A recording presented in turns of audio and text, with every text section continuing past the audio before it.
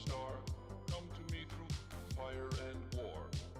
Oh, oh, come Nerevar, come and look upon the heart, look upon the heart. Oh, lay down your weapons, it is not too late for my mercy. Oh, oh, come and look upon the heart, look upon the heart. Oh, oh, oh, I'm a god. How can you kill a god? What a grand and intoxicating innocence. I'm a god. How can you kill a god? Shame on you, sweet Nerevar. I'm a god. I'm a god. I'm a god. God. I'm a god.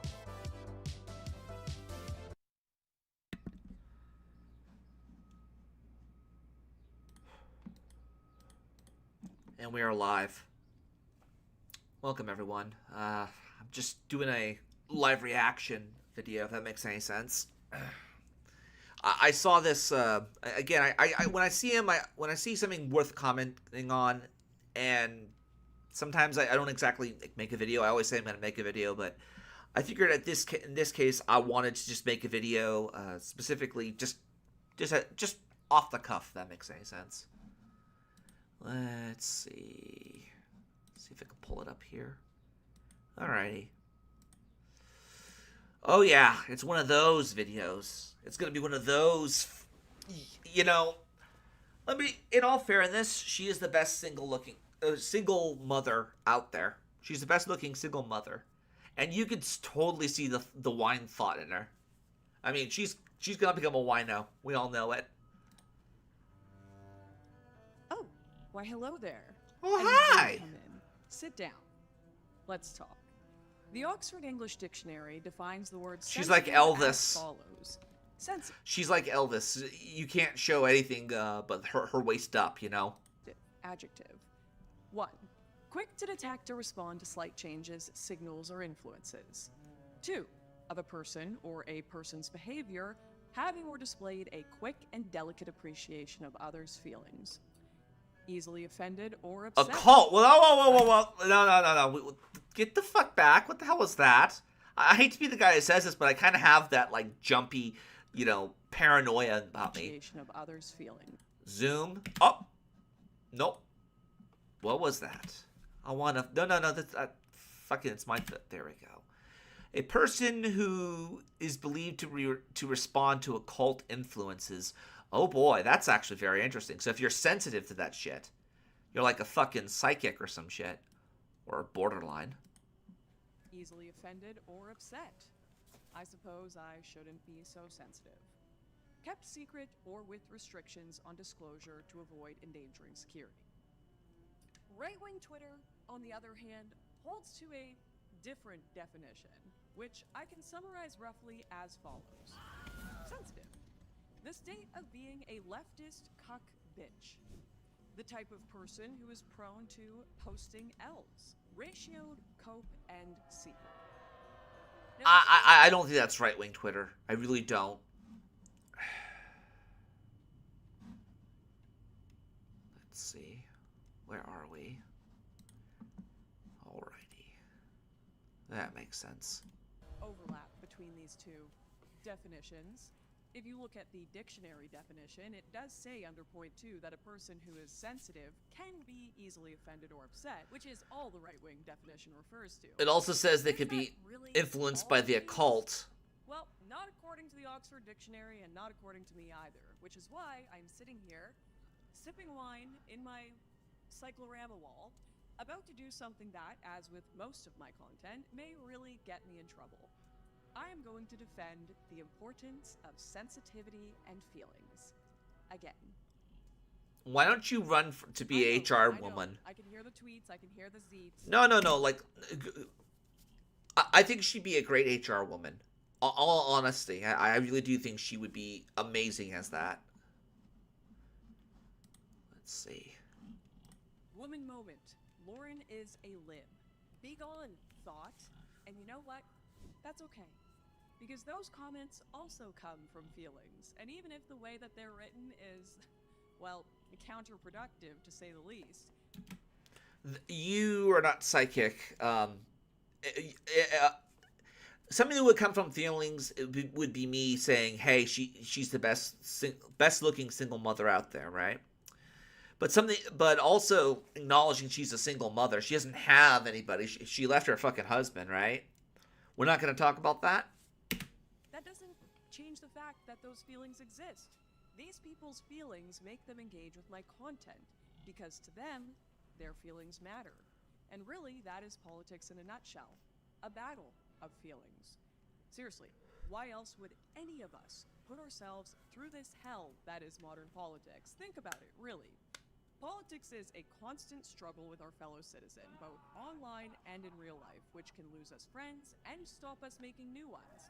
It is an emotionally draining, psychologically damaging war of all against all, which only stops short of being a full-on war. I'm in a glass case of emotion.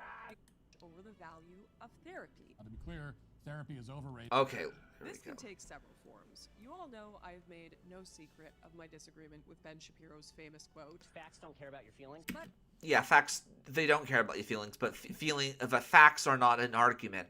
And that's not the only way that this devaluation of emotion on the right takes place. For example, I recently got into a Twitter argument with Matt Walsh over the value of therapy. To be clear, therapy is overrated, overused, and not nearly as effective as people seem to assume. I don't want to rehash this too much, but basically Matt's argument boiled down to therapy doesn't really help anyone. It makes them more liberal and essentially encourages them to ruminate on their bad feelings rather than going out and doing something to make their lives better.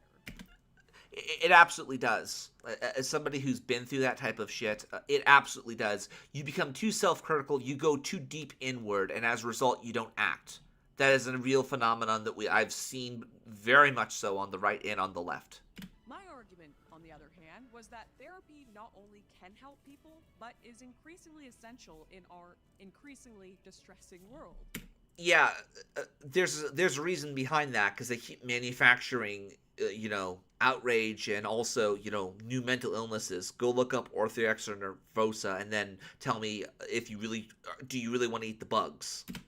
I think its liberal bent stems from the corruption of psychology rather than from psychology itself.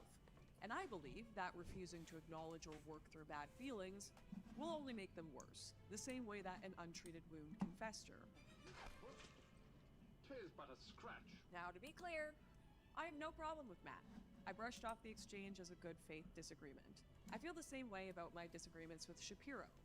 But recently, I've started to wonder if their mindset isn't indicative of a larger problem on the right, one that I've observed a few times recently after tweeting about how I've become more sensitive to the media I consume.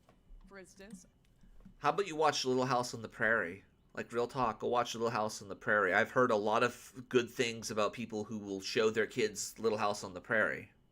I literally do believe that a lot of the best media is back in the fucking 80s, 90s, and 70s.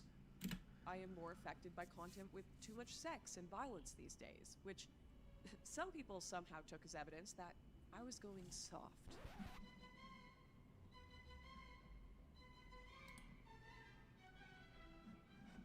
You're a big fat pussy. And I understand these are just a few small accounts responding, but I have seen similar responses all over right-wing Twitter to various takes of this genre. Especially, responses to my calls for understanding toward young people's economic struggles, or just my defense of people struggling with trauma. Lauren's, dude, this is so fucking... No. Like, no. Some dude, and he's fucking verified, I guess. Okay. What about some high-profile people? Whew. Are you guys okay? Nah, man. I'm pretty far from okay. And more importantly, what happened? How did the right, a political movement which claims to be about understanding people in society as they are rather than as we'd wish them to be, just suddenly decide to write off the dominant form of human experience and pursue this crude rationalism? What happened to make us decide as a movement that we need a total and complete shutdown of our hearts until we can figure out what the hell is going on? A total eclipse of the heart. How did we... Probably because we're dealing with people who will not turn off their heart, and it becomes a form of, how should we say it, mad, mutually assured destruction. We misunderstand human beings and ourselves that badly. Well, today, we're going to find that out. We're going to find out where these problems came from, and more importantly, how to fix our view of the world before we end up alienating the vast majority of the population. Because gatekeep enough, and soon the outcasts outnumber you.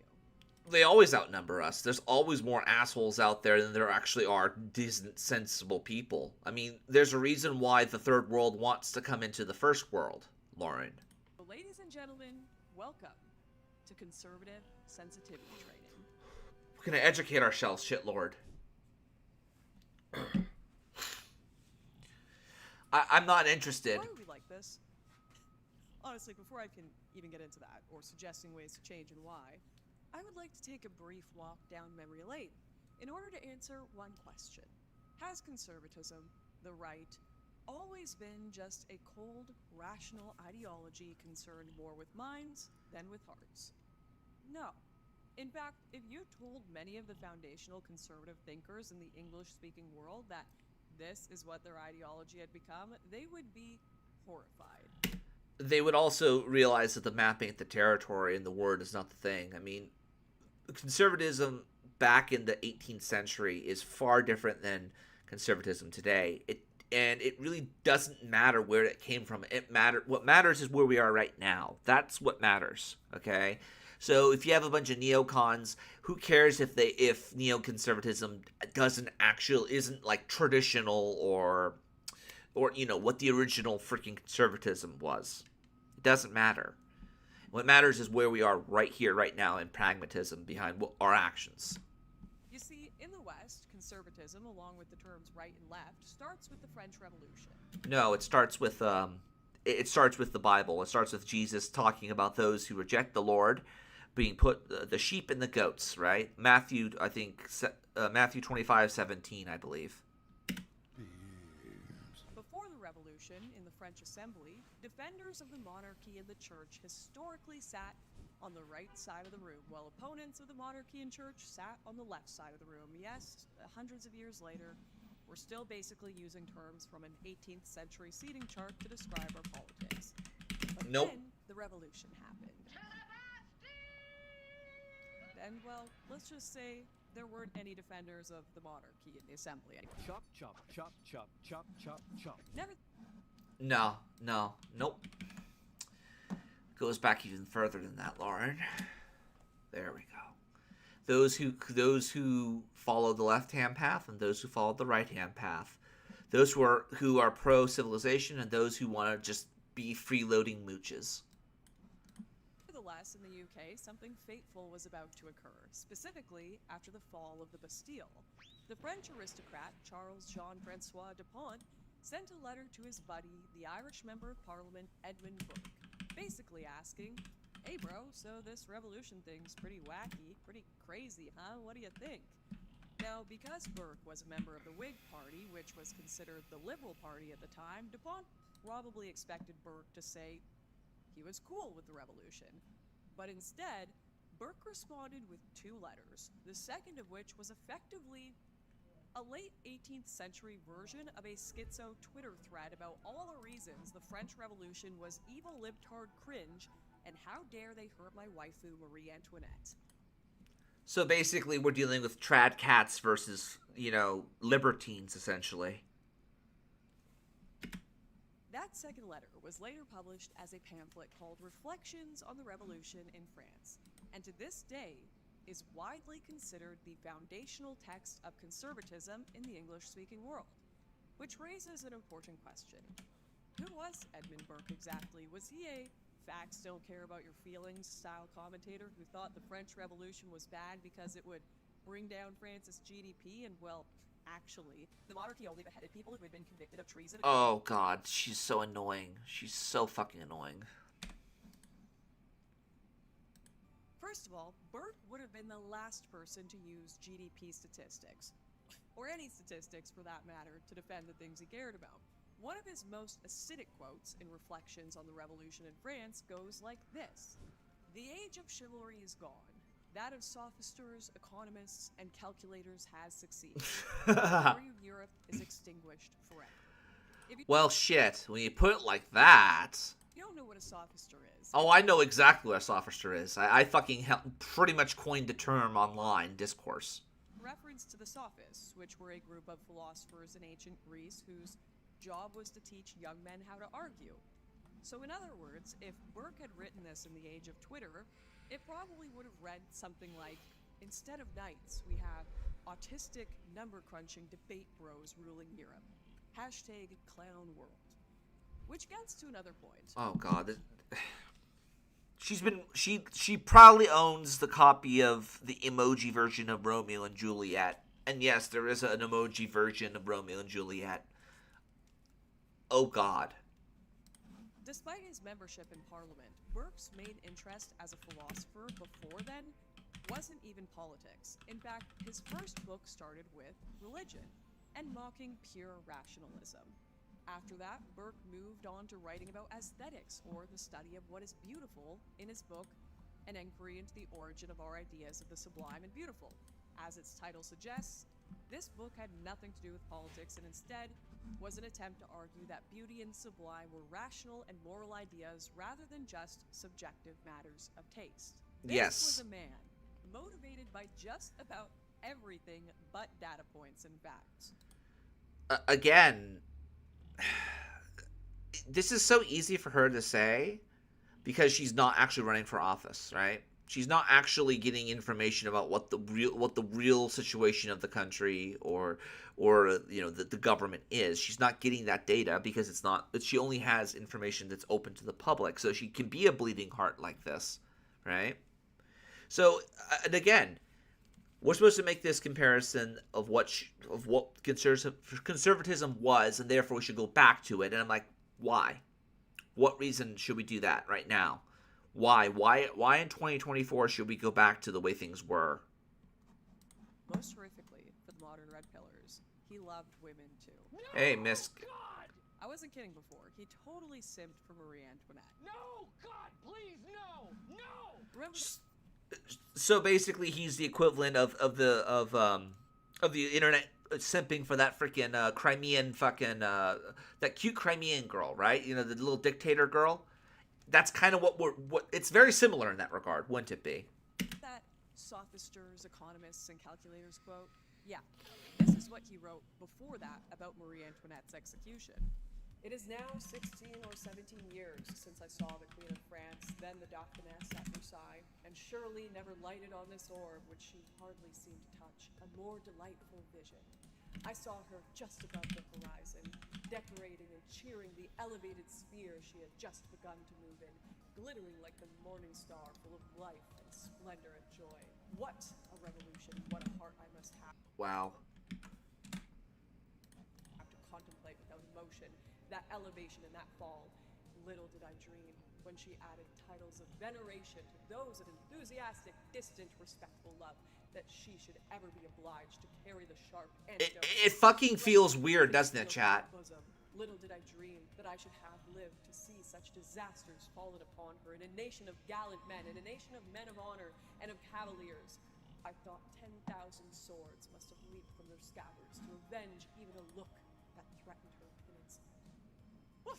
Burke would have been a menace in the DMs if we had Instagram in the 1700s. And, this sort of passion, not motivated by pure data, isn't just an 18th century British thing either.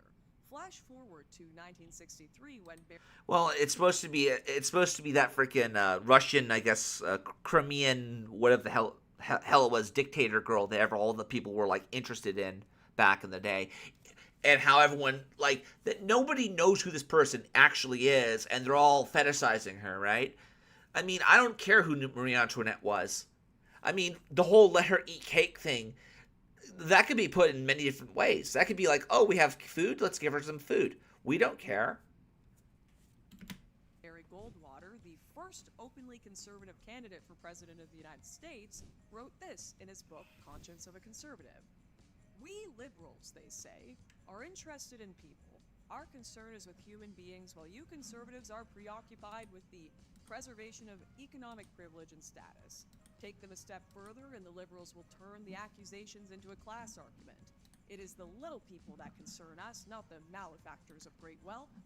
Such statements from friend and foe alike do great injustice to the conservative point of view. Conservatism is not an economic theory, though it has economic implications. The shoe is precisely on the other foot. It is socialism that subordinates all other considerations to man's material well-being. It is conservatism that puts material things in their proper place, that has a structured view of the human being and of human society, in which economics plays only a subsidiary role. Sophistry.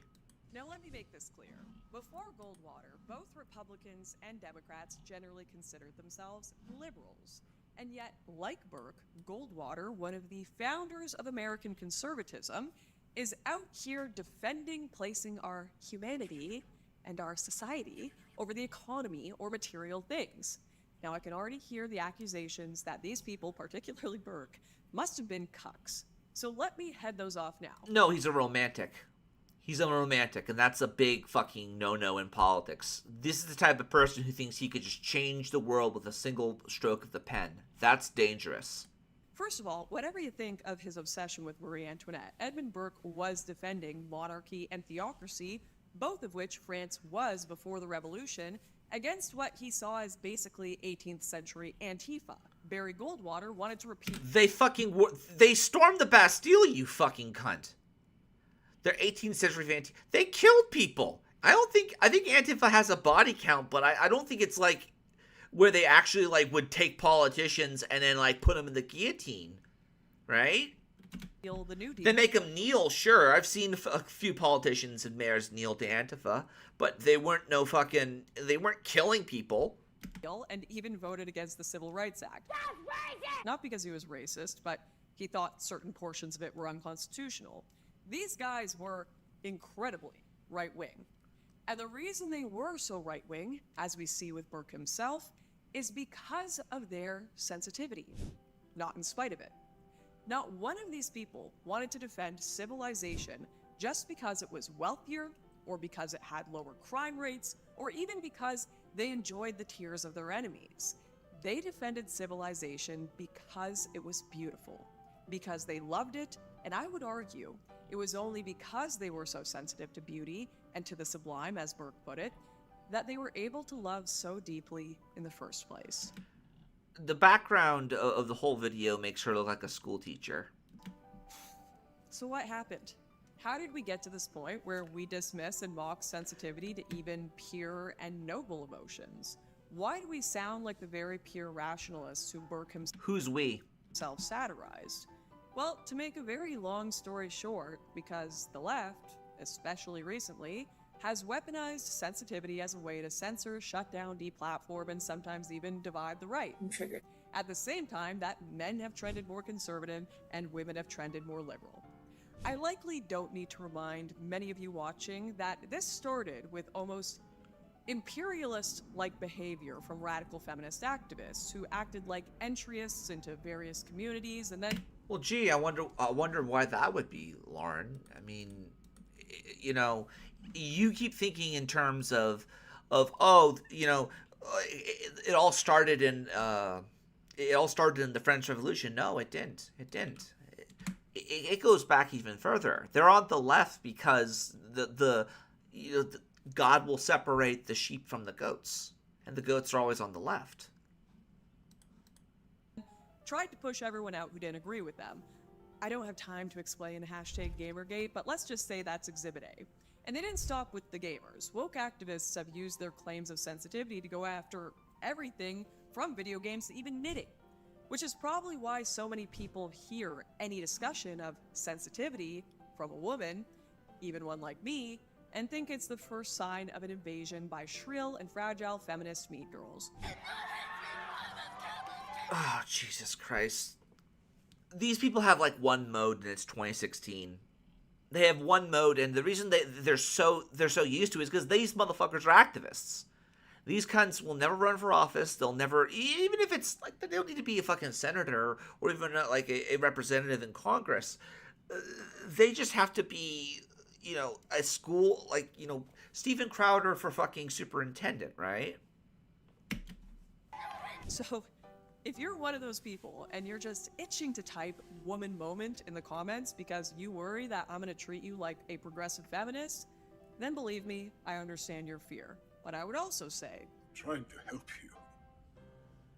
now, one fair question that a lot of people may have after hearing that whole intro is, Lauren, you started this video. Lauren, you look like a fucking Sunday school teacher, or not even a Sunday school teacher, a freaking, elementary school teacher. You're like the type of chick I would have had the hots for back in the day as a kid. Talking about the dictionary definition of sensitivity, and yet you haven't really told us what kind of sensitivity you want to promote, or really what you even think sensitivity is. And you know what? That's fair. I haven't really defined which aspect of sensitivity I'm talking about because, yeah, it can mean multiple things. And even if we were to reduce it down to being just emotionally sensitive, that too can mean multiple things. For example, am I saying that we should take things more personally? It became personal with me. Or am I saying that we should care Stop. Get help. more about how other people feel? Well, considering I don't think the right, or anyone in politics for that matter, really needs any help taking things more personally, I took offense to that. no. What I'm saying is that we should care. Really care. Lauren is a lush leaf. That is all you need to know. I don't know. I mean, she's starting to turn a little bit yellow and a bit orange. And she's kind of getting a little bit crunchy around the freaking, around the crow's legs. Just saying. How other people feel. Well, that's obvious, Lauren. We learned that in elementary school. Yeah, people told us that in elementary school, but how many of us actually listened? Were we actually taught to care, or to just act out the motions of caring? And is perhaps much of our modern Oh, civilization God. the result of this disaster? So let me say it again. You should really, deeply care. Even about the people you hate. Even about the people you think are destroying your country. Even about... If Joan of Arc was on Earth today, she'd probs face palm, pray, and go, go fight for the right in peace. Yeah, the right to go in and fight in peace. Yeah, she probably would. She probably would. But here's the thing: these people, they're activists. They will always be, pushing some bullshit agenda. They'll never run for anything. Right? They'll never run. And even this is not just on the right, it's also on the left. You have Hassan Piker, he'll never run. You'll have Avash, he'll never run. None of them will run. But, the Saints will fucking criticize. the libtards and the communists and the feminists. And I even want you to care about their stupid snowflake tears. Because unless you... Well, dude, Wolf, you're absolutely right. I don't trust her as a source either. I think this person has an agenda, and that's basically just be a culture war profiteer. Make it everything, the worst thing out there, right? Make it all the world's falling, the sky's falling. Be edgy just so you can get some money. In some cases, wait, there's a record label name behind the background. Yes, there is. There absolutely is. can understand where their tears come from, I guarantee you cannot stop them from being used against you. I know. It's like the most fake set. All the woman moment comments because It's the most fake video set I've ever seen, and so put a Funko Pop or two in there, Lauren. believe me, we'll get to them. Let me back up. When I say we should deeply care about people's feelings, there are a couple of things I don't mean. So let's start there, because there has been a lot of confusion about what sensitivity means, and quite honestly, it is mostly the left's fault.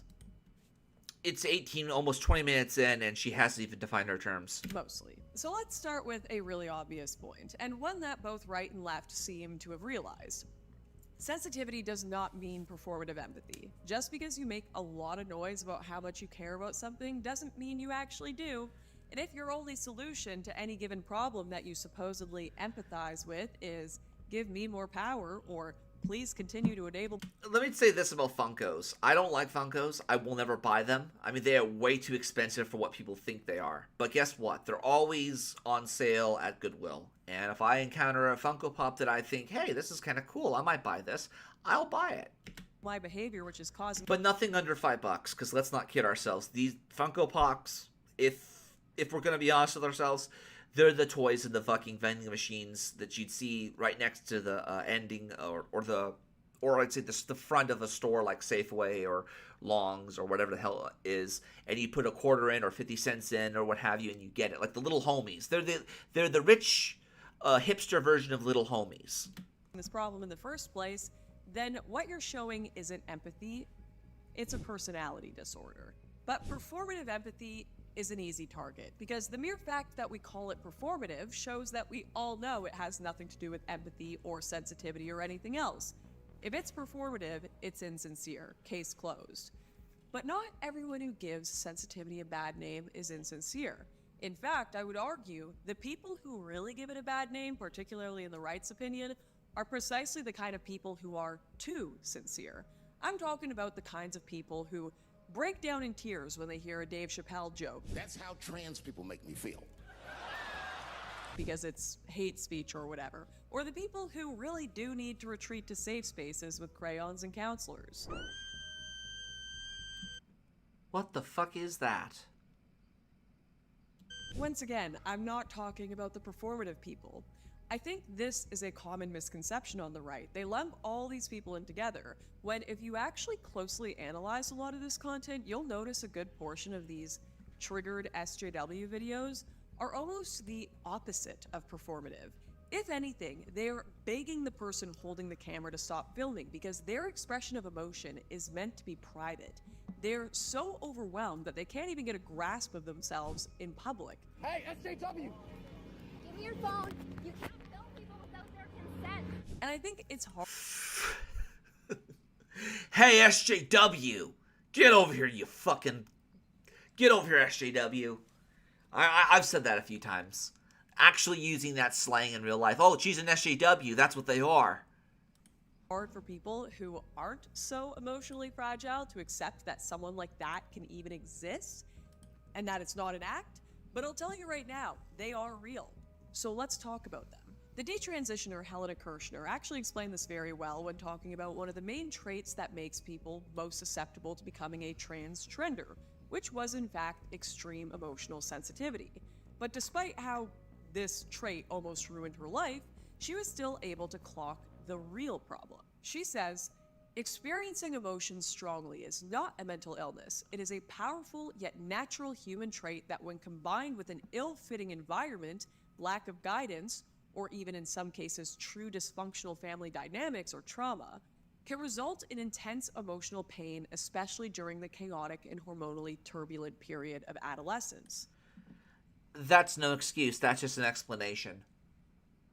You know, I hate to be the guy who says it. That's not going to be an excuse to justify the behavior, but it will explain it.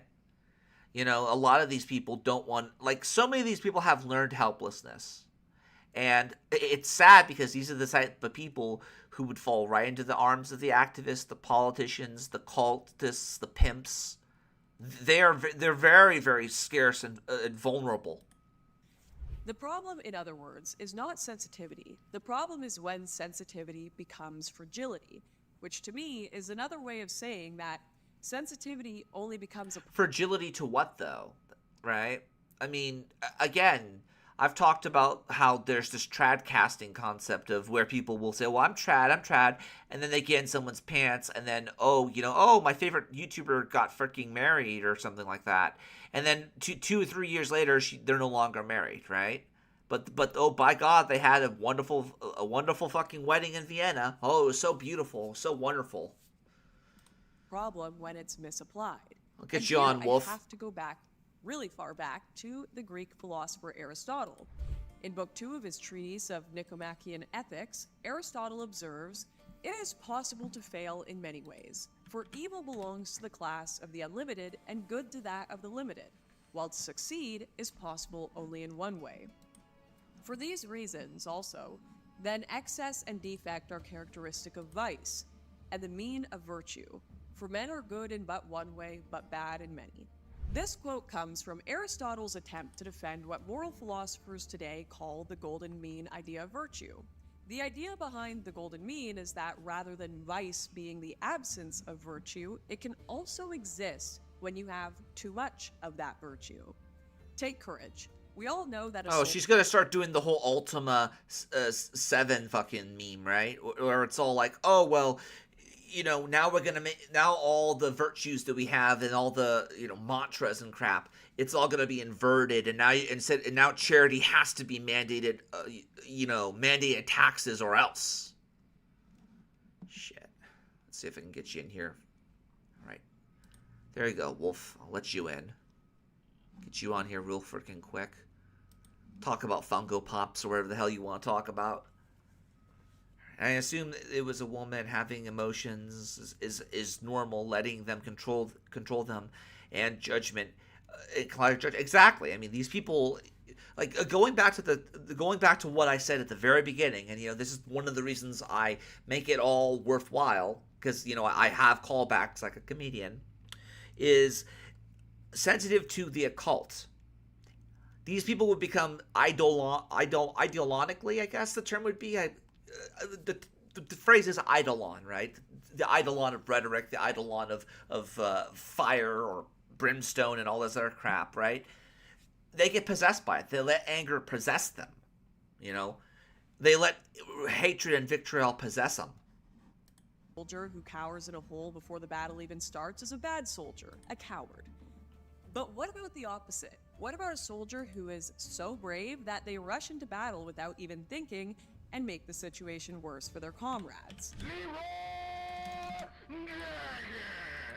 That is not a good fucking example. Leroy became famous for that. He actually, they made video games and cards in his likeness. It's bad too, which means that courage, real courage, actually lies somewhere between those two extremes. Being brave, yes, but doing it for the right reasons and at the right time. Otherwise, bravery just becomes stupidity. Makes sense, right? So let's apply this logic to sensitivity. We know what one extreme is. Sensitivity is so extreme that it prevents you from being rational, i.e. fragility. But what about the other extreme? What about when you are so utterly insensitive that you actually laugh at people's suffering or dismiss it out of hand, regardless of its validity? Well, the word for that is obvious: cruelty. Now, does that mean I think everyone who says facts don't care about your feelings is a cruel person? No, they're men of cruelty. No, of course not. But they can come off that way, and ironically, I think that for most of them, that's not because of evil sadism at work. If anything, I speak from experience. I think a lot of people who fall into that F your feelings mindset are trying to follow Aristotle's ideals and have probably just taken it too far. We are so desperate. No, I don't think they've taken it far enough. I think in some cases, there's a lot of psychic bullshit going on, and people saying, you feel sensitive, you feel this, you feel that. There's actually a very good, very, very good way of it being explained to me. Hey, Wolf, is that you? I can hear you. Can you hear me? Yeah, I can hear you. Alrighty. So what were you going to say about the Funko Pops? You wanted me on to rant about Funko Pops? I thought you were gonna rant about Funko Pops, buddy. Well, I thought I was here to make fun of Laura. Now the Funko Pop thing is kind of it's an artist rant, really.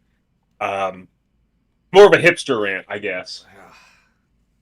I have to deal with them all the time, man. I deal with hipsters all the time. Oh, I thought you were talking about the Funko Pops, because they're everywhere, too. Oh, yeah. Yeah. Go on. So, the Funko Pop is, a ripoff of, this underground artist thing. So, there's this, soft vinyl toys is called Sofubi. Sofubies? And, yeah. And one of these things they would do is they would make these generic, vinyl dolls that were just blank, and you'd give them to artists, and then the idea behind it would be here's a completely generic item, turn it into something creative. And that was the idea behind it. And somebody came along and decided, well, we can do this, but we'll mass produce the crap out of all of these generic figures. And that's where the Funko Pop comes from.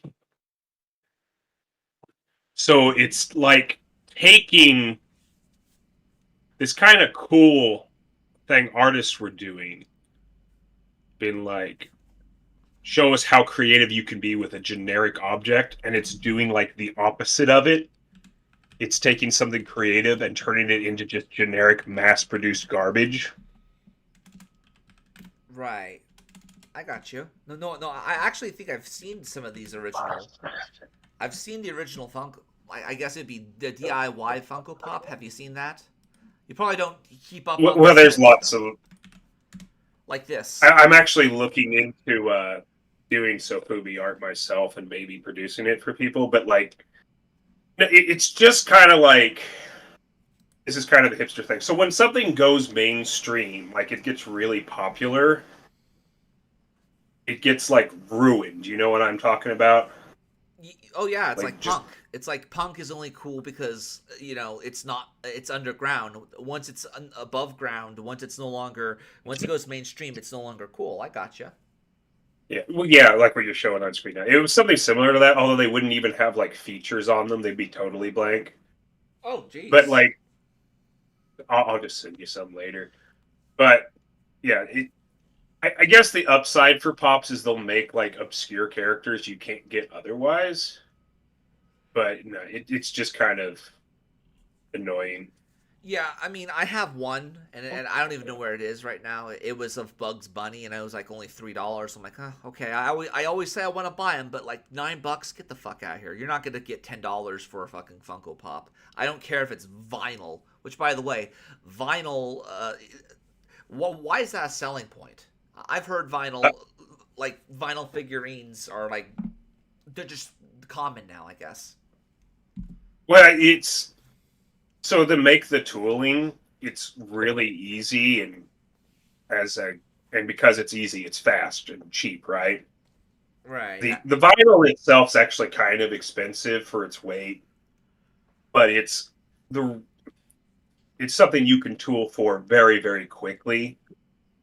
So, but like vinyl's not really a selling point outside of it being like really stable. Like there's my mom has this like monkey doll that's like from the 70s, 60s, 70s, and it's basically, it's not like breaking down or anything. It's the same as if it was bands on.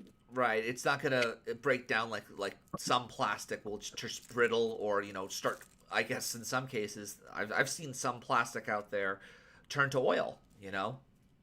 Oh yeah, some of it breaks down. I mean, there's like positive and negatives to that, but no, like outside of the actual manufacturing process, it's stable and non-toxic. So I mean, that's it pretty much. So you're gonna help me get through sensitivity training, I take it. Oh no. Oh boy. What I've been watching her. What is she even going on about? I'm lost at this point. Yeah, she hasn't said anything, has she? She just said we need. No, she's just rambling. Yeah, she just said. Well, I mean, yeah, sure, but how? Yeah, and to what degree, right? Trying to recreate a balance in the world between emotion and reason without realizing that we've all just broken the scales and effed it. Because we can't undo someone else's excess by creating a new excess in ourselves. We only have control over our own internal scale. But the fact that we feel like we need to balance the scales at all is why I say the misunderstanding of sensitivity is mostly Progressive's fault. At least in modern. I hear nothing. You hear nothing? Oh, hear nothing. You hear nothing at all. Jeez. Okay. Play this here. There we go. Again, you can't hear anything because one, I didn't set this up specifically so it would stream my desktop. I'm currently streaming my OBS, if that makes any sense. I don't know. I could just turn it. I could just turn it on my desktop. Yeah, I mean that's basically all that I have right now. I didn't expect you to be on, and even then, I don't have a good setup, if that makes any sense. I'm still getting there. I actually think there's going to be a day coming up here soon because tomorrow's going to be the day I fix my car. I finally got my car, got a new wheel for it, so thank God for that. And yeah, I'm doing fairly well economically, so yeah, I'm gonna start doing more DIY stuff. If that makes any sense because I feel like I'm taking more of a risk. Times. Because look at what cancel culture, which is weaponized faux sensitivity applied on a grand scale, look at what it has wrought. A world where we're told that I could have been lie, more that you should never brutal with my little rant there, but it's YouTube, and I didn't want to do anything too spicy. Yeah, no, I got you, but she's quoting Tay Spaghetti's bullshit. Why would you ever quote Teddy Spaghetti other than to make fun of him? You know, I saw this video, this picture of. Let's see if I can pull it up here for you. I shared it with Luke back in the a while back. I think I had it on the last live stream. It is the most accurate depiction of the dynamic between Owen Benjamin and Teddy Spaghetti. Here we go. I will put this here. I'm gonna put it out there for people who want to see it. There and there. That's what it is. He's the Great Gazoo. He's the Great Gazoo from frickin' let's see if I can find it here. From not Borderlands, God. From Flintstones. He literally is Gazoo. Or it's a Gazoo. I can't remember the fucker's name is. The green alien fucker. Who, the futuristic fucker. I don't know.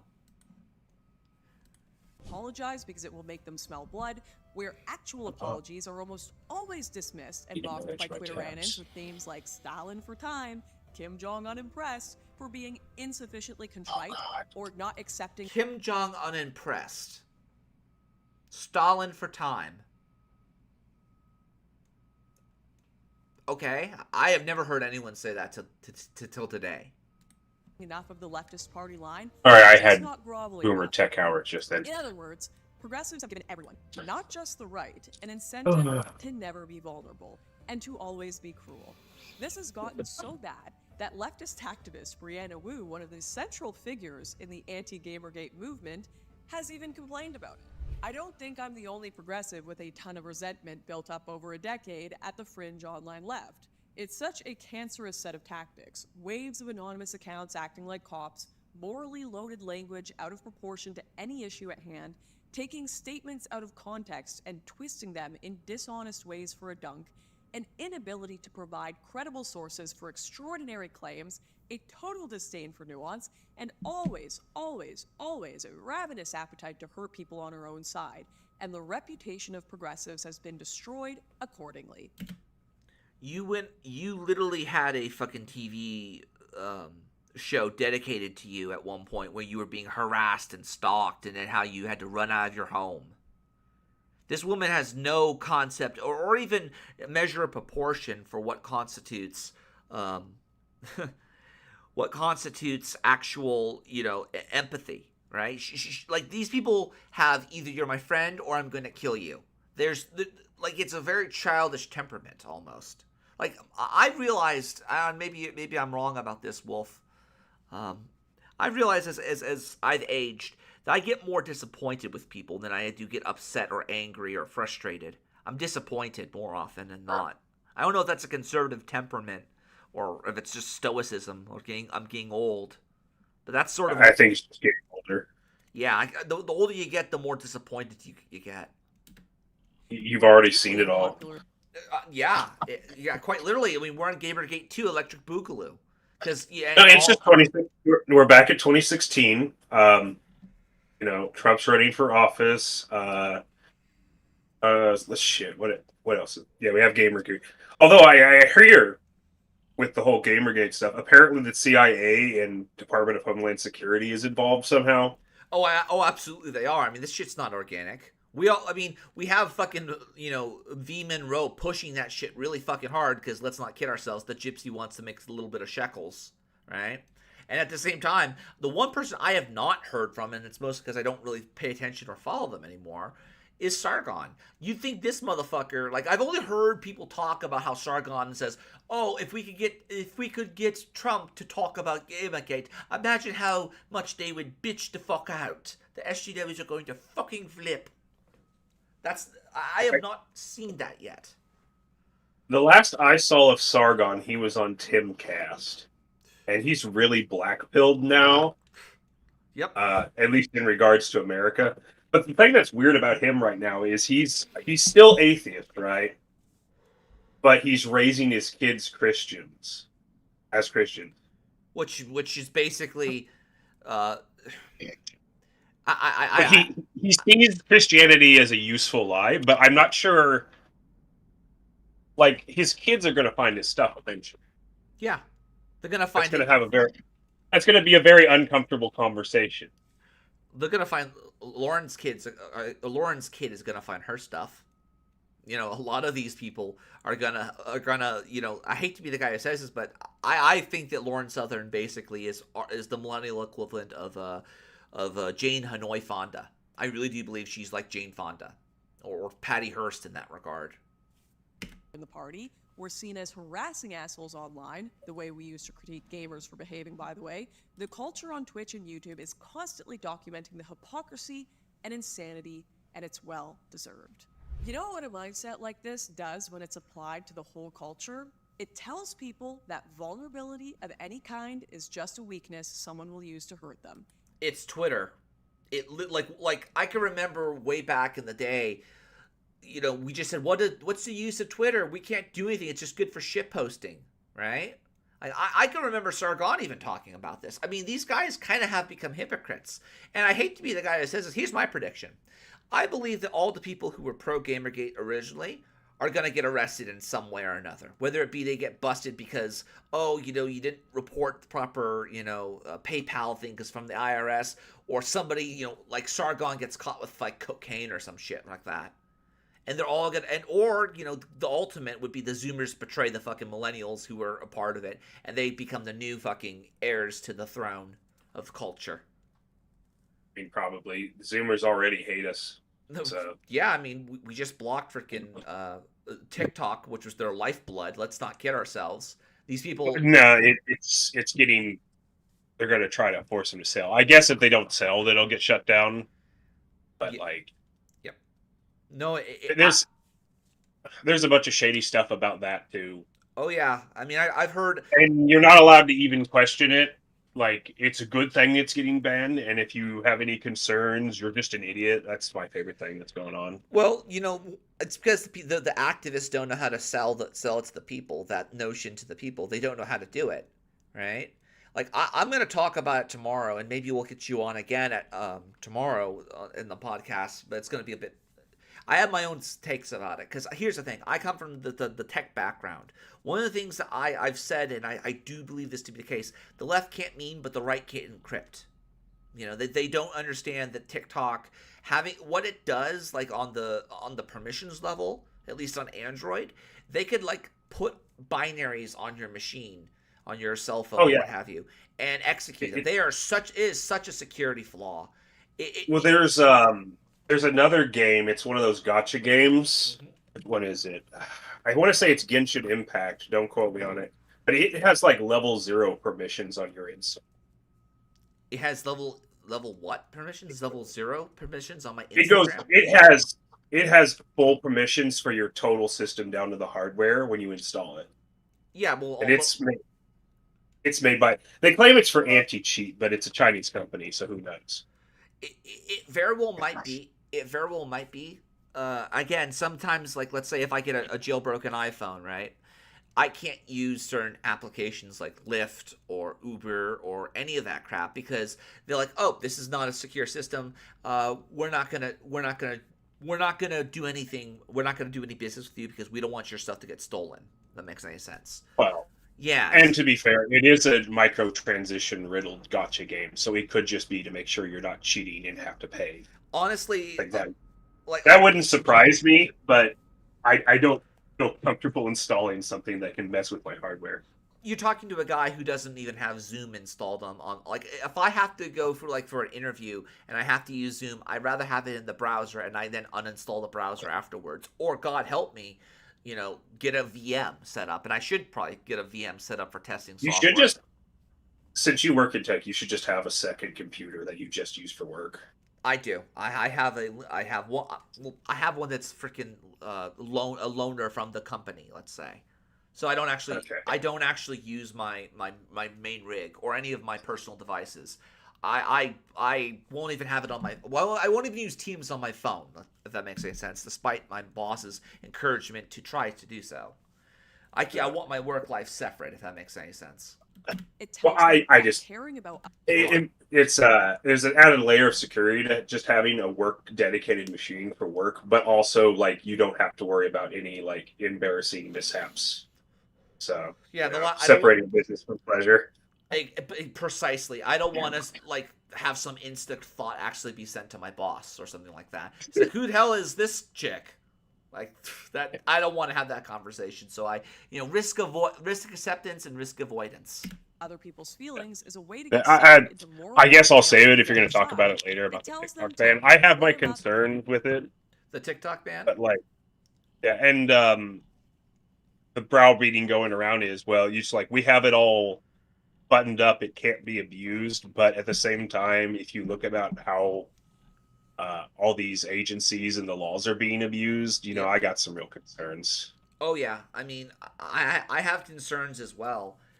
Well, first off, let's just say this. Okay, there's a certain level of risk avoidance and risk acceptance when it comes to TikTok, or not just TikTok, but having a phone. To be honest with you, unless you either roll it yourself, which means you make your own Linux distribution, you put it on your phone, or Which like 5 people out of 1,000 will probably do that. again, the right can't encrypt, because even though it's in their own self-interest, and to be honest with you, they should all be on Gentoo as well if they really did give a shit about this stuff. And I wanna roll my own Gentoo box at some point in the near future. I might actually live stream that. That might be a way of doing it in the future. Yeah, because at the end of the day, there's actual perks and benefits. You get better system performance, better hardware utilization, and security, right? You get to control what's on your system, and that's really what needs to be done. You have to know what is running on your system. Otherwise, you won't have you won't be able to have freedom of association or plea freedom of association, because let's say you have TikTok, right? And let's say you've seen the whole EULA thing episode with the human centipede, right? On South Park? Yeah, that's what will happen. Except it's going to be the communist Chinese, so like for all you know, you'll become an organ donor or something. I mean, everybody in China is an organ donor. Own the enemy no matter what. And it tells them that empathy is a losing game, because it's either insincere performative crap or hysterical fragile fanaticism. And yes, that is mostly progressives' fault. Not because they're the only ones who do it. The more trollish parts of the right really seem to like the same approach, but because they have held almost monolithic cultural power for the past 10 years, and this is the kind of culture they've chosen to create. But that doesn't mean that virtuous sensitivity doesn't exist. It clearly does. And you know how I know that? Because Jordan Peterson exists. And actually, now that I mention it, I kind of wonder, how does Jordan Peterson keep getting away with this? Because he's a sophist. Like, do you think she's finally gonna do it? Do you think she's gonna say, Peterson, you're a fucking sophist, you're not saying anything? But then again, she hasn't said anything either. I don't know what's gonna happen. I have no idea how many people that's. So she's talking about empathy now, right? Pain, Yep. love and truth. So That's what you got. So we're in a really bad spot here politically, where But it's not. one side is Gotcha. Why is that? I'm going to say something. It's probably it might annoy people. The left has complete mastery over the human mind and heart at this point. Yep. They have mastered it. It is a science to them. They have complete understanding of it. Now they use it for really evil things, like to manipulate you, or get you to buy gold, or to get. Well, I would encourage everybody to buy gold right now, but at the same time, you need these things like empathy to have a functioning, a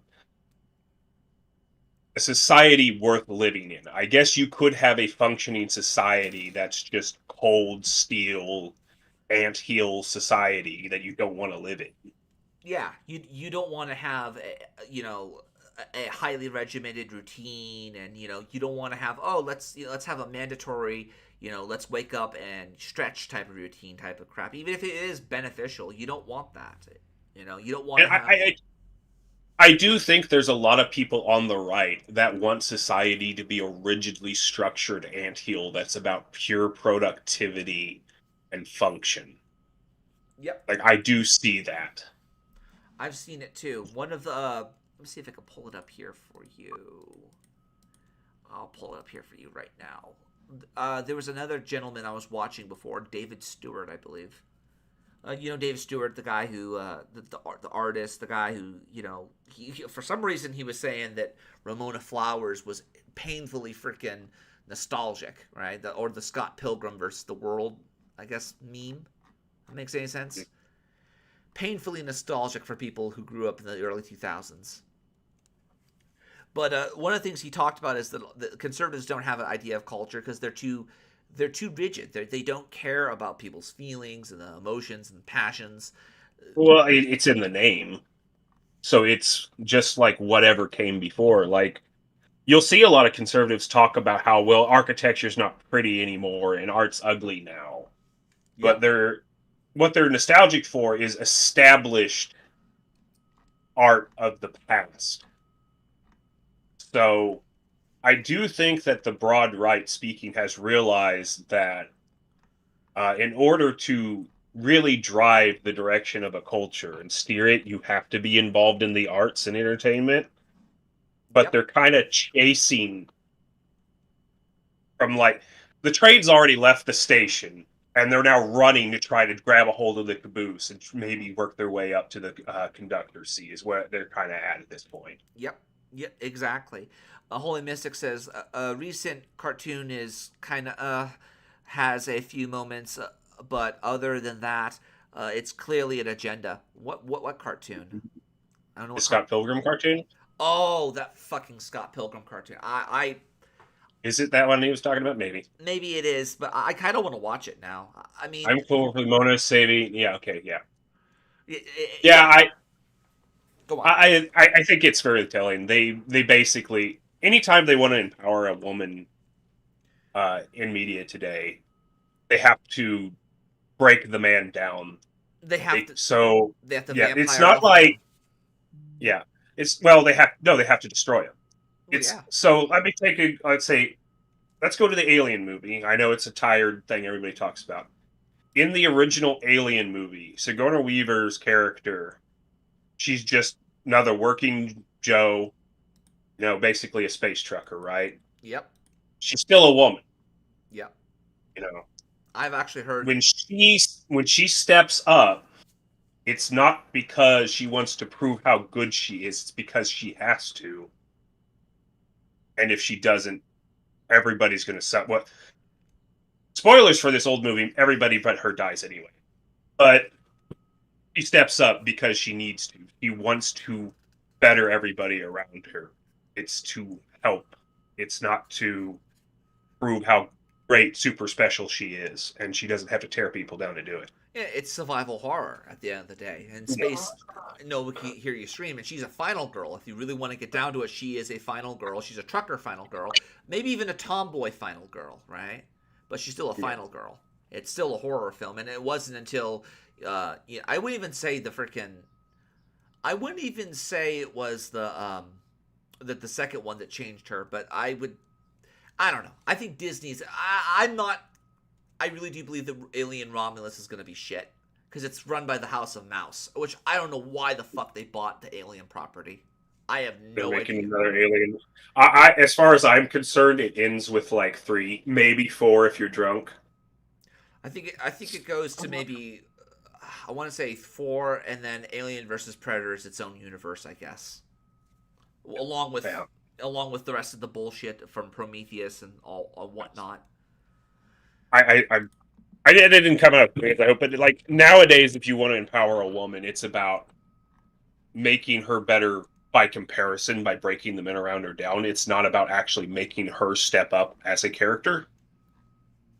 Is what I'm trying to get at. Yep. They don't. Like you don't even necessarily have to make the woman character better than the men around her. You just have to make her advance and elevate herself in some way, She has to become a where she contender. overcomes things. Yeah, she has to So. become a contender, and the problem is she'll never become a contender because she's better than everybody. It's girl boss bullshit, you know? You know, characters that are just automatically better are very compelling. Yep. Because we want to see characters grow. It's the Little Mermaid syndrome, you know? Oh, I'm serious. Like, it really is the Little Mermaid. That character of the Disney's Little Mermaid, by the way. That character never actually learns her lesson. She just gets everything handed to her. She doesn't suffer any consequences. It's just given to her, right? A lot of these women who are so strong and empowered, it's just given to them. They don't go through. They don't even lose a limb or anything like that. Like like I could imagine a film where a character goes through an arc where she has to lose a finger or something. Right? That actually makes sense to me. It seems like it would be deserved. Now, granted, it may be gruesome and graphic and may not be necessary and quite, how should we say it, quite vulgar, but it still would be from point A to point B. We don't get that with any of these strong, empowered characters. I don't know. I'm going to keep playing it, by the way. Because, fucking sensitivity training. Everyone on the right okay with it. I mean, we're supposed to be obsessed with facts, not caring about your feelings, right? Yet Jordan Peterson turns on the waterworks, and everyone on our side is like, it's okay to cry. What is going on? Well, I think I have an answer. And that answer comes from someone who, especially today's facts don't care about your feelings type of right-wingers, would appreciate. Friedrich Nietzsche. I quote from Part 2, Chapter 13 of his book, Thus Spake Zarathustra. When power becomes gracious and descends into the visible, such descent I call beauty. And there is nobody from whom I want beauty as much as from you who are powerful. Let your kindness be your final self-conquest. Of all evil I deem you capable. Therefore I want the good from you. Verily, I have often laughed at the weaklings who thought themselves good because they had no claws. Got that? Even Nietzsche, who a lot of the internet thinks of as a sort of dark prince of nihilism, wasn't anti-kindness. He's an edgelord. He's not a dark prince of nihilism. Fuck off. In fact, he thought kindness was the ultimate goal we should be all striving towards. What he was against was people who tried to pretend they were nice when the reality is they just didn't have any courage to be anything else. People who thought themselves good because they had no claws. And this is why Jordan Peterson, who is himself a Nietzsche enjoyer, gets away with crying, because everyone can tell he has claws. He can fight and defend himself, which makes it safe for him to cry, because he's choosing to be vulnerable, even though he could actually mess someone up if he had to. I don't think he could mess anybody up. I think like the best, like if I insulted his daughter right in front of his face, I might get a right hook to the jaw, but that's nothing. He's not gonna jump me and try to strangle me or some shit like that.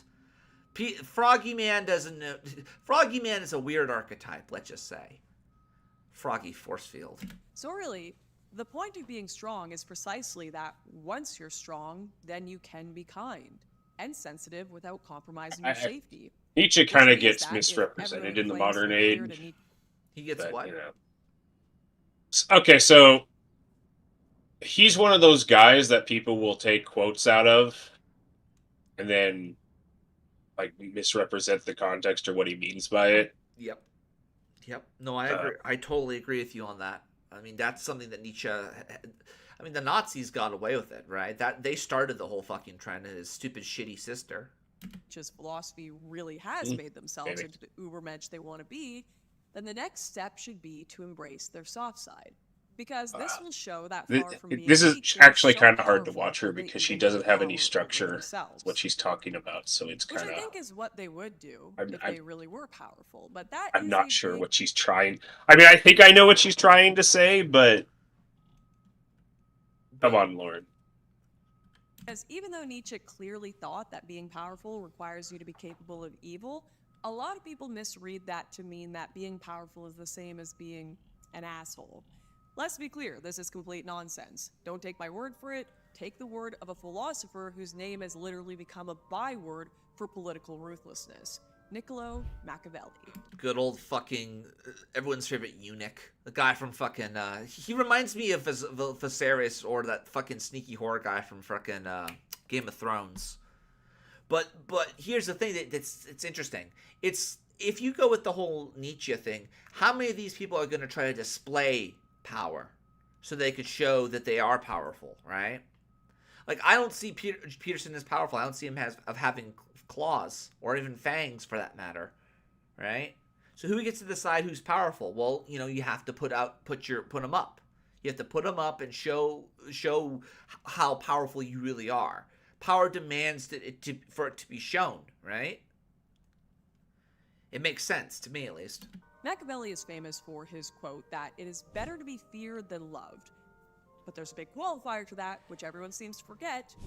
Still, a prince should make himself feared in such a way that if he does not gain love, he at any rate avoids hatred. In other words, if you want to look at things from a cold, sociopathic, and, well, Machiavellian perspective, then if you want to be powerful, acting like an asshole all the time is a terrible idea. Because even if it does make people fear you, it also makes them hate you. And the hate cancels the fear out. And hey, you know something that really makes people hate you? Telling them their feelings are stupid and don't matter, and you enjoy triggering their trauma for shits and giggles. Really makes you think. In short, if you want political power, this whole facts don't care about your feelings thing is really not going to work out long term. But unless, of course, you have a scapegoat that you could put all of the sins of the collective on, like the globalists or the Jews, or the Jesuits, or the Freemasons, or the SJWs, or the fucking cis white men, straight capitalist patriarchy, right? Maybe you're saying, Lauren, you know, this all sounds nice in theory, but what are you even complaining about right now? You say the right is really bad at all this. Okay, why? Give us some solid examples. Show us. Well, folks, buckle up. You paused it, and now because we she need to looks like talk she's about drunk. This video. Why is it that I have to work 40 hours a week? She's fucking cute. I like this one. I think this one's kind of cute. But the truth to be told is that the real reason why is because you can't have a one-income household anymore. Because you being out there right now is... like, women being out there and being in the workforce has enabled this to become the norm. It has, you know. I'm working my butt off, and I actually did a 50-hour week this week, believe it or not. And, yeah, I got overtime, but I'm doing it for my family. I'm not doing it I'm doing it with the hopes I have a family. Most of the time, if you get to have women and you have men, well, now the whole reason for them to have a family is no longer just the only reason, right? What were you going to say? I was going to say, when did you get a family? I don't have a family. I have enough money. I'm trying to get enough money to start one, though. And there are a lot of people out there who want that. But, again, a lot of this is because wages are not paying enough for people to have it, because people like her are allowed to be in the workforce. And at the same time, they're encouraged to be in the workforce to double the workforce, but also to keep wages down and whatnot. A lot of this is the corporation's fault. Well, there's a lot of political and social pressure right now to keep wages down and all of this. But it may. So, you know, I mean, it's getting to the point where, you know, I have more respect for autodidacts and people who are able to actually break out of the system than I do for, you know, any of these artists or fucking, you know, people like Lauren who broke out. They didn't really break out of the system, but they became part of it, if that makes any sense. They're activists. But anyhow, let's continue. Just so I can have a place to live. 40 hours a week makes me $2,000 a month, and my rent is $1,660. I'm just so tired. That's right. It's time for me to white knight for m'lady. Oh, how the turntables. Now, I don't have time to show that whole video, but you know what fucking the girl Blue never Velvet does once in it? She never asks for government help.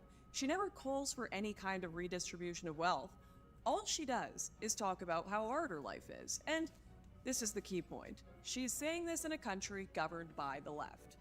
Now, I have to give credit where it's due. A lot of people on the right, other than me, responded pretty well. But you also had tweets like this. Who are these? I will give her some credit. She does actually look pretty good right now. Yeah, she looks pretty good. For like a formal party. Yeah. Okay. Well, I at least recognize Cat Turd. First of all, I really hope that come 2040, if people are in fact living in the pod and eating the bugs, The people in my generation aren't tweeting things like, "Oh, poor baby, you had to eat cockroaches and sleep in a coffin. I had to sell my nudes on OnlyFans I to don't know. make rent. Get over In it." defense of the Now girl, I don't know. I the don't think way this is flip the fake card. one. There was In a other words, girl I that hope that instead of did the "I can't afford rent" thing, and it was fake. Oh, But rent is pretty high, and there's It other is. factors for it. it is. It Um, absolutely is. A lot of it is the corporations. I keep saying the corporations, and we're talking like BlackRock. We're not talking about the mom and pop renters. There are no mom and pop renters anymore. Well, there are a few, but they're getting pressured out. Yep. Because it's So- becoming a business, it's becoming less about a side hustle and more of let's go full time, just being a rent seeker, so to speak. trying to make sure everyone's as miserable then as we are now, we actually try to fix it. But secondly, you know what's interesting about those tweets? A lot of them are actually coded pleas for empathy for how hard things were in the past, like this one. My old man, God rest his soul, was raised dirt poor in the Bronx. He started working at age 10 to help his mom, beat polio, and went to City College in New York at age 15.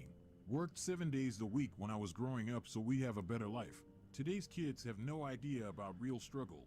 That's actually a really sad, poignant message. It's as if the guy who wrote it is saying, hey, where's the sensitivity to what my dad went through? Where was his empathy? And really, all I can say is that if I'd been alive then, I would have been trying to make sure this guy's dad didn't have to be a child laborer. But you know what else I can say? I'm pretty sure his dad would not have wanted that life for him either. I'm pretty sure he worked as hard as he did so that his kids wouldn't have to live like that. Because his dad, while he was obviously a strong person, was also sensitive to how his kids would feel after what he had went through himself. I would even say it's sensitive. I don't even think this is about sensitive. This is about compassion. This is about being able to. It's not just like being sensitive. She's not talking about being sensitive, is she? She's talking about compassion. She's talking about forward thinking and thinking about the future, about the next generation, and thinking outside of yourself, not just I don't want to say altruism, but it kind of is, isn't it? As opposed to egotism that we see online. I don't know. I mean, it's the internet, so the more barriers you have between somebody anyway, the less of human interaction you have. Yeah, and there's less consequences. I mean, there's so many things that I can't say. I can only say on the internet, and I can't say it in real life because someone will punch me in the face, right? Yep. Yep. My interaction with Zoomers, IRL, all of them are really nice. Online, they are the rudest people I've ever met. So, jeez. Yeah, are they rude and racist? I gotta ask. I mean, some of the fucking leftists, I might imagine, right? Well, I mean, the racism thing's kind of a meme, but yeah. Okay. Well, I mean, it's a meme, but at the same time, I'm thinking of being cruel, but adding racism on top of it to be. The online Zoomers are like the most cruel, vicious, venomous people. I don't know. I just assume it's because like people fear me in real life and they don't online. I'm not going to do the online tough guy thing. That's cringe. No, neither, nor here. I ain't gonna do that either. But yeah, I one I did work with was as venomous in real life as he online, but I don't know. It's a generational thing, I think. I gotcha. And ironically, you know who else was sensitive enough to understand the pain in these tweets? The girl in that original video. Look. All of these people have been raised or conditioned to believe that this isn't normal, that they should be working 70 hours a week, you know? And like, that's awful. I am so sorry to all of you who are working harder than I am and still not making it. And I am so sorry that the way that you need to cope with that is to be mean to other people. Sell your fucking chair. Like I remember this girl now. I remember looking in the background of all the stuff she has, and I'm like, can we just discard some of this stuff or sell it? You know? She has a gamer chair, Wolf. She has a bunch of crap on her wall, like as posters and whatnot. And I'm thinking to myself, just get rid of some of this stuff. I mean, I'd buy strictly out of the freaking Goodwill at this point. And now I'm not a hipster, but that's just what I was trained to do. In fact, I got a freaking wooden cabinet over here, a locker almost. I think it is a locker, a wooden locker here for $6 at Goodwill, and it has it's a great little freaking storage unit. I guess that makes any sense. I like it. It's better than what I can find in Target or any of the other places.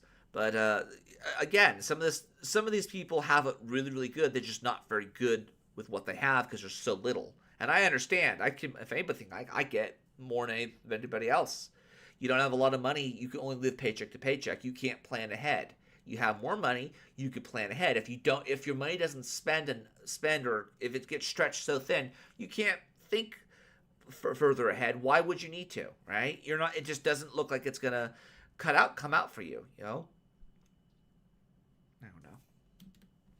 Like, if that's what you gotta do to get through life, you do you. Okay. I am done simping for the Gen Z girl, I swear. She was just an example, so let's pick another one.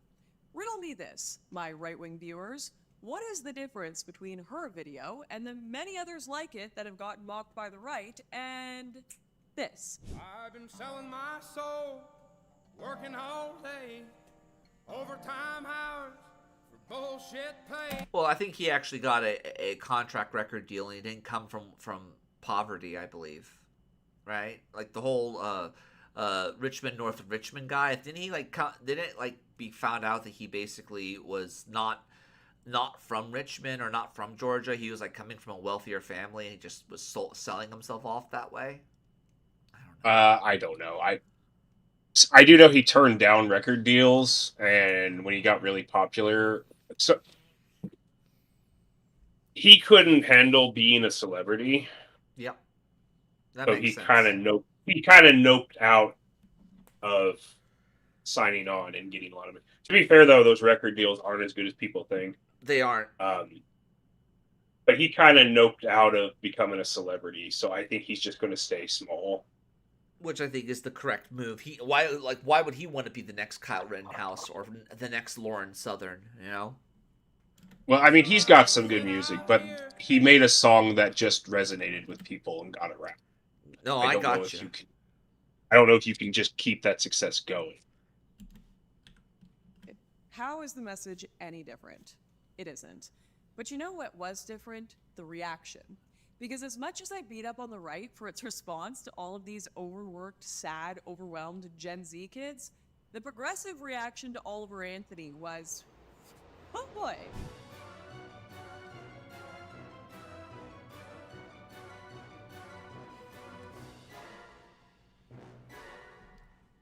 Racismus, anti-sexismus, let's see, capitalismus, stereotypalismus. Yeah.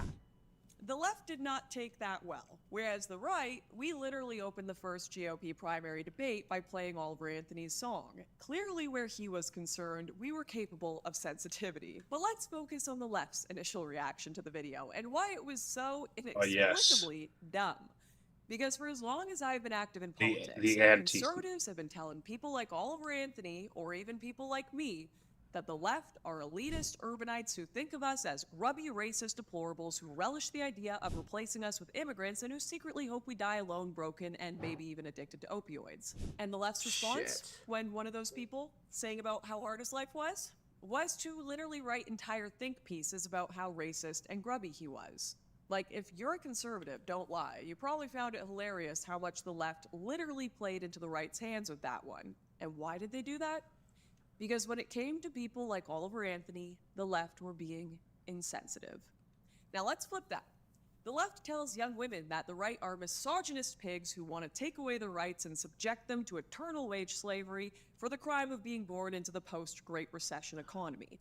And then, when a young woman made a TikTok talking about how hard her life is economically under a Biden government, one of the right's largest online influencers responded to her with, "Shut up and make me a sandwich." Seriously, would the left have to say anything to make her vote for them at that point? We literally acted exactly like what they say we are and completely dismissed any of her problems. Which, speaking of confirming... Well, how are we supposed to help her, though? How are we supposed to help her, right? Like, she's complaining about how she doesn't have enough money. There's no Patreon. There's no hipster welfare we can give her. We can't give her PayPal. She's not asking for money, right? So is it our responsibility to help her? Are we our sisters and brothers' keeper? I will say that, like, they didn't train our generation or Gen Z how to manage their money, but outside of that, I don't know. Like, I don't know. The economy sucks. Yeah, I don't know what to tell you. Yeah, I mean, I learned how to manage my money. I got consumer math instead of algebra. I guess that, helped me in some regard. More practical than fucking trying to find the hypotenuse of a triangle or some shit. I don't know. That gets us all the way. The most useful class for me was home ec and business. For me, it was probably science and I would say I wouldn't say home ec. It was woodshop. The problem with his argument is that he's looked at the fact that the progressive version of therapy has made people more fragile and concluded that all therapy is bad. And leave aside for a second that this is not only not all therapy, but is explicitly bad therapy according to actual therapists, and ask yourself this: bad therapy or not, this is what progressives themselves want therapy to mean. An excuse to gaslight people into their rakes. And I get why they want it to be. Well, it's not just that. It's also the fact that they want to have a return customer. They're never going to help you solve your problems. You have to reach from within to solve your own problems. Or, talk to a friend. Or, your parents. Where the fuck are your parents?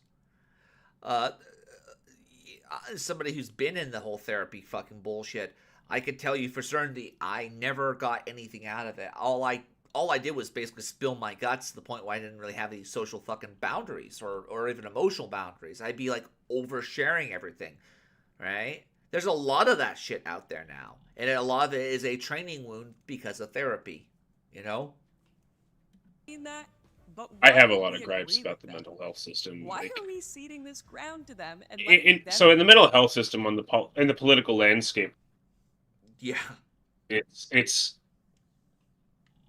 your mental health. Like, one side's like your mental healthness is something to be celebrated and facilitated. Yep. And on the other side, it's mental health isn't real, or if it is, you should be locked up forever. Yep. And it's really annoying. Yeah, it is. I mean, and a lot of it's because the left took over mental health back in the 1960s. And yeah, but when one side is, but when you to give her some credit here, like, if one side's saying it ain't real, and if it is, you should be locked up forever, who's going to get the political power there? Yeah, no, I agree with you on that. I do agree that it will be weaponized. It will be weaponized, and it will probably be weaponized by the left, because the left, like you said before, they're masters of pushing people's buttons and knowing how to manipulate and gaslight people, right? And I think a lot of that is because they have a very, very high EQ. They know how to piss off a cop. They know how to piss off their teacher. They know how to get a one-up on somebody, They know how to tug at your heartstrings. They understand that, Define what therapy is. Why are we letting people who may need therapy, or the many who have already benefited from it, have no way whatsoever to relate to right-wing ideology just because we accepted the left's twisted idea that all therapy is and should be leftist gaslighting? The same is true of our ideas about sensitivity. Progressives say that sensitivity is the same thing as fragility because that's a way for them to pretend that anyone who is sensitive enough to care about beauty or kindness or love must also be fragile and therefore must be a progressive. Why are we letting them get away with it? Why are we letting them define all of these terms? Seriously, why? Is woke art just that beautiful and we can't compete? Of course not. We all know that woke art deliberately mangles beauty in order to promote equity, because those making this art are too fragile to handle the fact that creating real, enduring beauty takes work, self-criticism, and even failure. Are woke people really that kind toward the unfortunate? No. Their kindness is either performative covert narcissism, or is so laughably selective that they can only care about a person if their ideology says it's okay, or if that person is exactly like them, because those who feel this kind of kindness are too fragile to handle showing it towards anyone whose experience might make them question their own life choices. Detransitioners. Do woke people really love more deeply and strongly and selflessly? How are you supposed to love these people, though? Like, what does that look like? What does it look like for us to oh, that sucks to be you? I mean, it's kind of awkward. I mean, if you encounter some detrans tranny, like, what do you say to something like that? Yeah, I would imagine it'd be in the same par as if you encountered somebody who lost their legs in war. You know, what do you say to something like that? You can't say much other than, you know, it sucks. I mean, what else? You know? Than anyone else. No! If anything, they demand unconditional love. I mean, I'm kind of too autistic to be super empathetic to people. They feel too broken and fragile to love themselves, let alone others. It is only I mean, going forward, like, so the fragility is because people have grown up and they've never actually, like, I'm not sure how to phrase this. So with mental problems, like controlling your emotions and so forth, it's like working out. Yep. I guess is the analogy. You build up your ability to deal with something. Like when you're a little kid and let's say a toy breaks. Yep. It hurts a lot, right? Because you don't know anything else. But as you get older, like your toy breaking, I mean, like let's say a toy you collected, well, it sucks, but it's not gonna like hurt as much because you've moved beyond that, right? Yeah, you could put things into perspective, right? And then this is kind of we made society, I guess, too rounded and soft. So nobody's had to naturally just go through all of this. Yep. But when somebody's already grown up, it's a lot harder. Oh yeah. To change their behaviors. Like people can change. There are people out there who'd be like, "Oh no, once after you get a certain age, you're just set and you can't change and you're fucked and you can't really do anything about your personality." That's not true. But it's a lot harder to change. It is. And that person has to recognize something that they want to change, and it's a lot of effort. But if somebody's developing, it's much easier to guide them into being a better person than it is to wait till they're in their 20s and they're like an emotionally fragile junkie.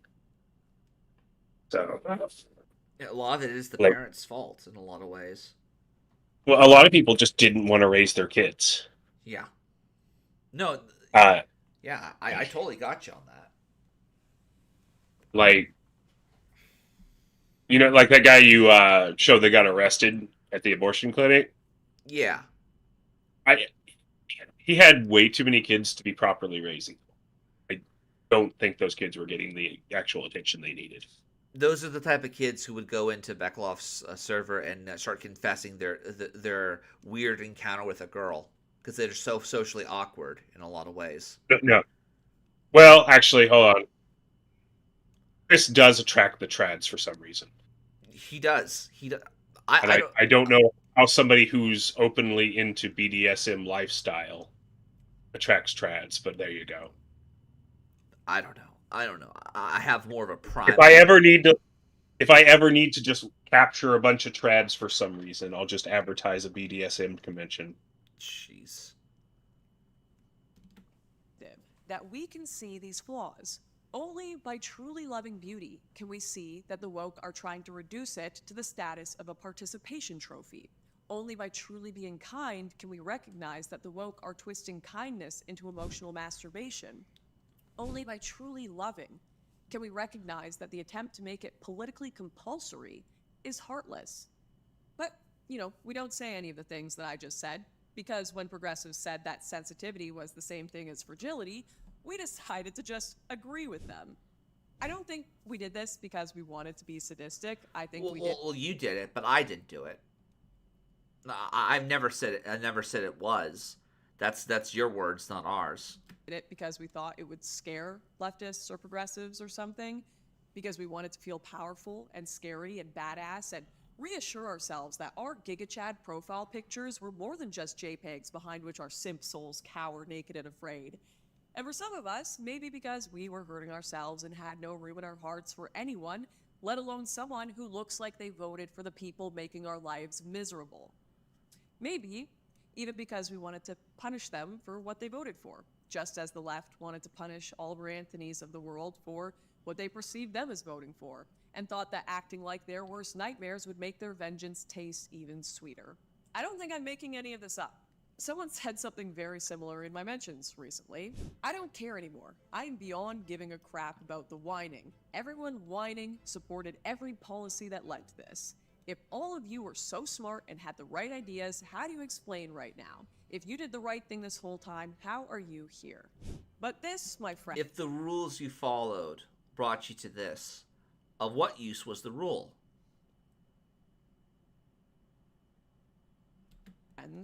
A rejection of caring and being kind. It's not only politically stupid, it's morally dangerous. Again, don't take my word for it. Here's Nietzsche. Whoever fights monsters should see to it that in the process he does not become a monster. And when you look long into the abyss also looks into you. So, does that mean Jordan Peterson's wrong when men have to become monsters? Like, okay. Conservatives, right-wingers, dissidents, whatever you call yourselves, because it is a wide umbrella. I implore you, progressives have already let their hatred of you make them monsters. Stop looking into the same abyss.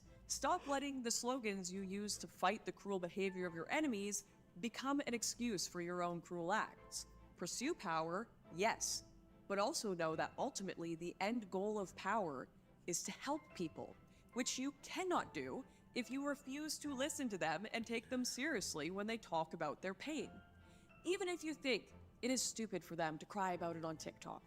Sorry, but the youth don't have community groups or large families they live near to cry about it too, like the good old days, because the oh-so-logical people told them to move away from home for cheaper property and more opportunity instead of whining. So now we just get the worst of both. Hey, that hit a little bit too close to home. Fuck. Worlds. And anyway, the alternative to genuinely caring and being sensitive is what? Pretend we don't have any demons, no imperfections, nothing to be sensitive or insecure about? I sure hope not.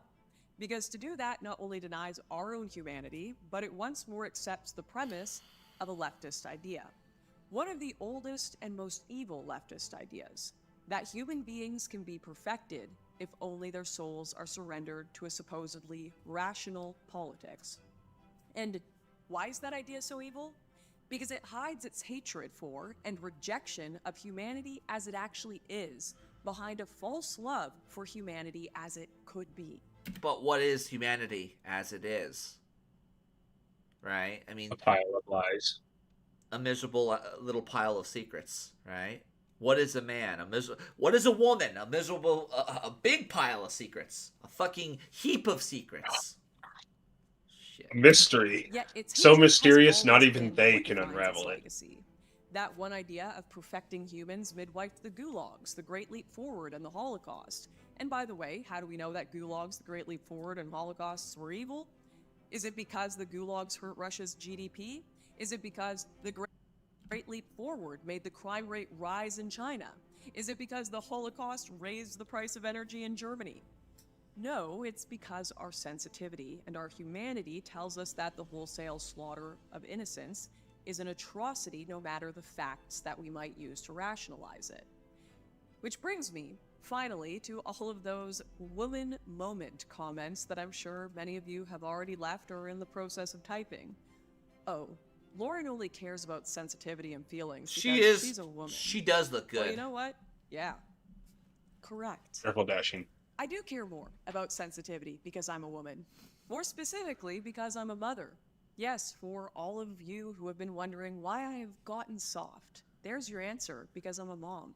Which ironically is why I feel like I'm one of the few people who can sort of understand both sides in this. Because before I became a mom, I was very into the whole edgy facts don't care about your feelings style signaling. But now that I am a mom, my emotions have gotten a lot more heightened. But you're a fucking single mom. So that means that your kid can probably manipulate you and say, Mom, I really, really wanted to go there. You're not like my dad, and just start, manipulating her. This woman they could tug at her heartstrings and she'd be vulnerable to it. There's a vulnerability there. Because of the hard fact of biology, it's not even in my control. We are programmed to love our children so desperately and to feel that so deeply that it will literally keep us getting up in the morning every day and doing everything we can to take care of said children. And while it's wild having your brain chemistry change so much, I wouldn't trade these feelings for anything in the world, because my son is a far more beautiful reason to keep fighting for a world where he can grow up safe and happy and healthy than all of the bar graphs and the facts in the world. And yes, I understand. The bar graphs, the facts, many of them are correct and have their place in analyzing said world. But I also understand the emotional side, because despite harsh protest from the right, I've embraced a bit more of my femininity. Which brings me to why I am specifically taking the time to call out the woman moment comments. Because they are a great example of what I've been trying to point out about the right's attitude towards sensitivity all along. The fact that the right isn't just insensitive, but it isn't even strategic about their insensitivity.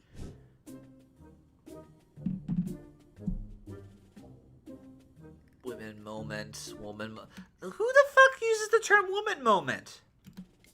I do. I mean, I use white girl magic, but come on. So think. Just for a second, think with me here, you guys, okay?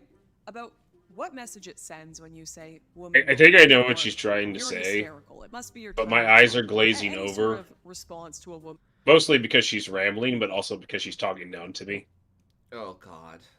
What do you think she's gonna say? Defending her cause. Something about how we should grounds respect that women. just I kind of heard. discredits it. What do you think she hears when you say that? Well, I happen to be a woman, so I can tell you. What she hears is that in your mind, being emotional is bad, which means being feminine is bad, which means being a mother, which again biologically forces you to be more emotional, is bad.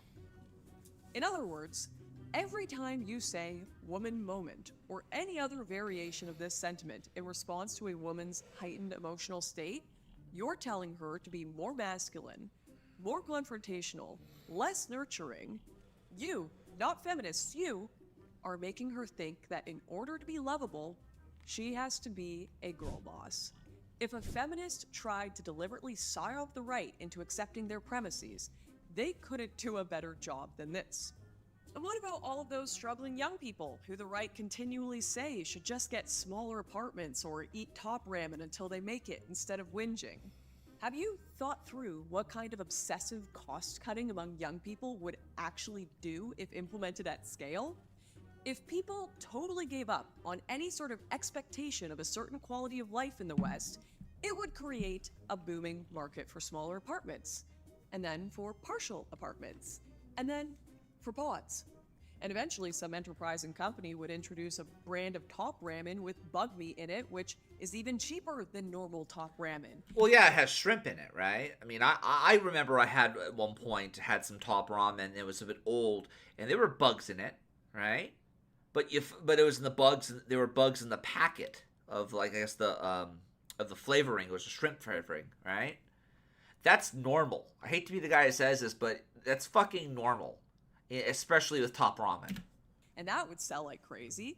So in other words, by following your advice, young people would literally live in the pod and eat the bugs in order to save money. Totally sustainable bug burgers in 10 minutes. Start by grabbing some air-dried bugs on Amazon. These grasshoppers cost me just £12 and provide me with all the protein I need. They might even never move out of their pods and rent everything because it's cheaper. They'd own nothing and they'd be happy. In other words, the World Economic Forum itself could not devise a more ingenious way of bringing their dystopian vision into reality than conservative boomers do on Twitter every day. Absolutely incredible. And I want to reiterate, I'm watching this firsthand. I'm watching my friends downsize to smaller and smaller apartments, paying higher and higher costs, apartments which have beds in their kitchens. And meanwhile, I'm observing every day these people, allegedly right-wing facts and logic individuals on Twitter, clearly detached from reality, not saying a word about this matter, instead ushering in this reality faster by calling these people libtards for having standards and not wanting to live in slums like a lot of the non-Western world do. Well, they want believe it or not, the right wing wants cyberpunk. They do. They want cyberpunk. They want to have, the Night City experience. They want to have the fucking, the libertarian hobos, jerking off in the street corner somewhere next to a fucking, Top Ramen freaking stand or something like that. These are the people who would be very much pro innovation, even if it's just innovation in words only. There's a lot of sophistry going on. She's correct about a lot of this stuff, but at the same time, who is the one saying this? It can't just be every single person. Yes, she has a son. She cares about him. There's a biological link, but we can sever that. There is a possibility of doing that. At the same time, should you sever it? Should you sacrifice? Should you, degrade your standard of living to the point of no return or going to third world standards, right? Like, I've talked about how my parents, actually I was talking with my godparent, my Catholic godparents, right? So we can do some Catholic bashing. He talked about how he at his son's age, he had a car and everything like that. And now his son's struggling just to have a car. Right? I'm glad my father gave me a car, and I'm very happy. Or he gave me a car, but I had to pay him back. Essentially, he fronted the costs, and I had to pay him back with a little bit of interest. There are a lot of people who aren't getting that, and their only choice is to go to the government. Their only choice is to go to charity and be at the mercy of whoever's being charitable at the time. Right? I don't know. I'm just rambling now. And this to be fair, so is she. Is true of progressives too, obviously. Because you know what all of their wildly insensitive talk of abolishing the police did? It didn't lead to some multicultural kumbaya. It created Kyle Rittenhouse. Because when there's no police... Okay. It created Kyle... It didn't create Kyle Rittenhouse. Kyle Rittenhouse was going to help those people one way or another. By the way, I love the fact that there's a guy who's in a plate uniform, and then you have little Rittenhouse with his little AR, fucking, I don't know. I find it's like the freaking the evolutionary man, how he goes from ape to freaking professional. I don't know. To rely on gained like 30 pounds doing justice to keep their property. Well, he has to store his power somewhere. What better way to store it in his gut? Well, you don't have to carry food on you if you just have fat. Exactly. That's one of the things I like. I like being fat because I could actually go without for longer than most people. Safe, which means, among other things, they buy guns. The NRA itself couldn't have come up with a better strategy for making people want firearms than abolish the police. And all because, like the right, progressives couldn't even stop. They couldn't even think for a second, bring themselves to empathize with the people they were scaring with their ideas. Enough to just consider how they'd react. Which I guess is my final practical argument against insensitivity. It literally makes you dumber. It makes you push ideas that play into your enemy's hands. Which is why I don't trust anyone who doesn't have some basic level of sensitivity. Because even if those people have memorized every statistic on the planet, they've also shut themselves off from the most central part of human experience. Well, they're NPCs. Emotion. And yes, it is the most central part.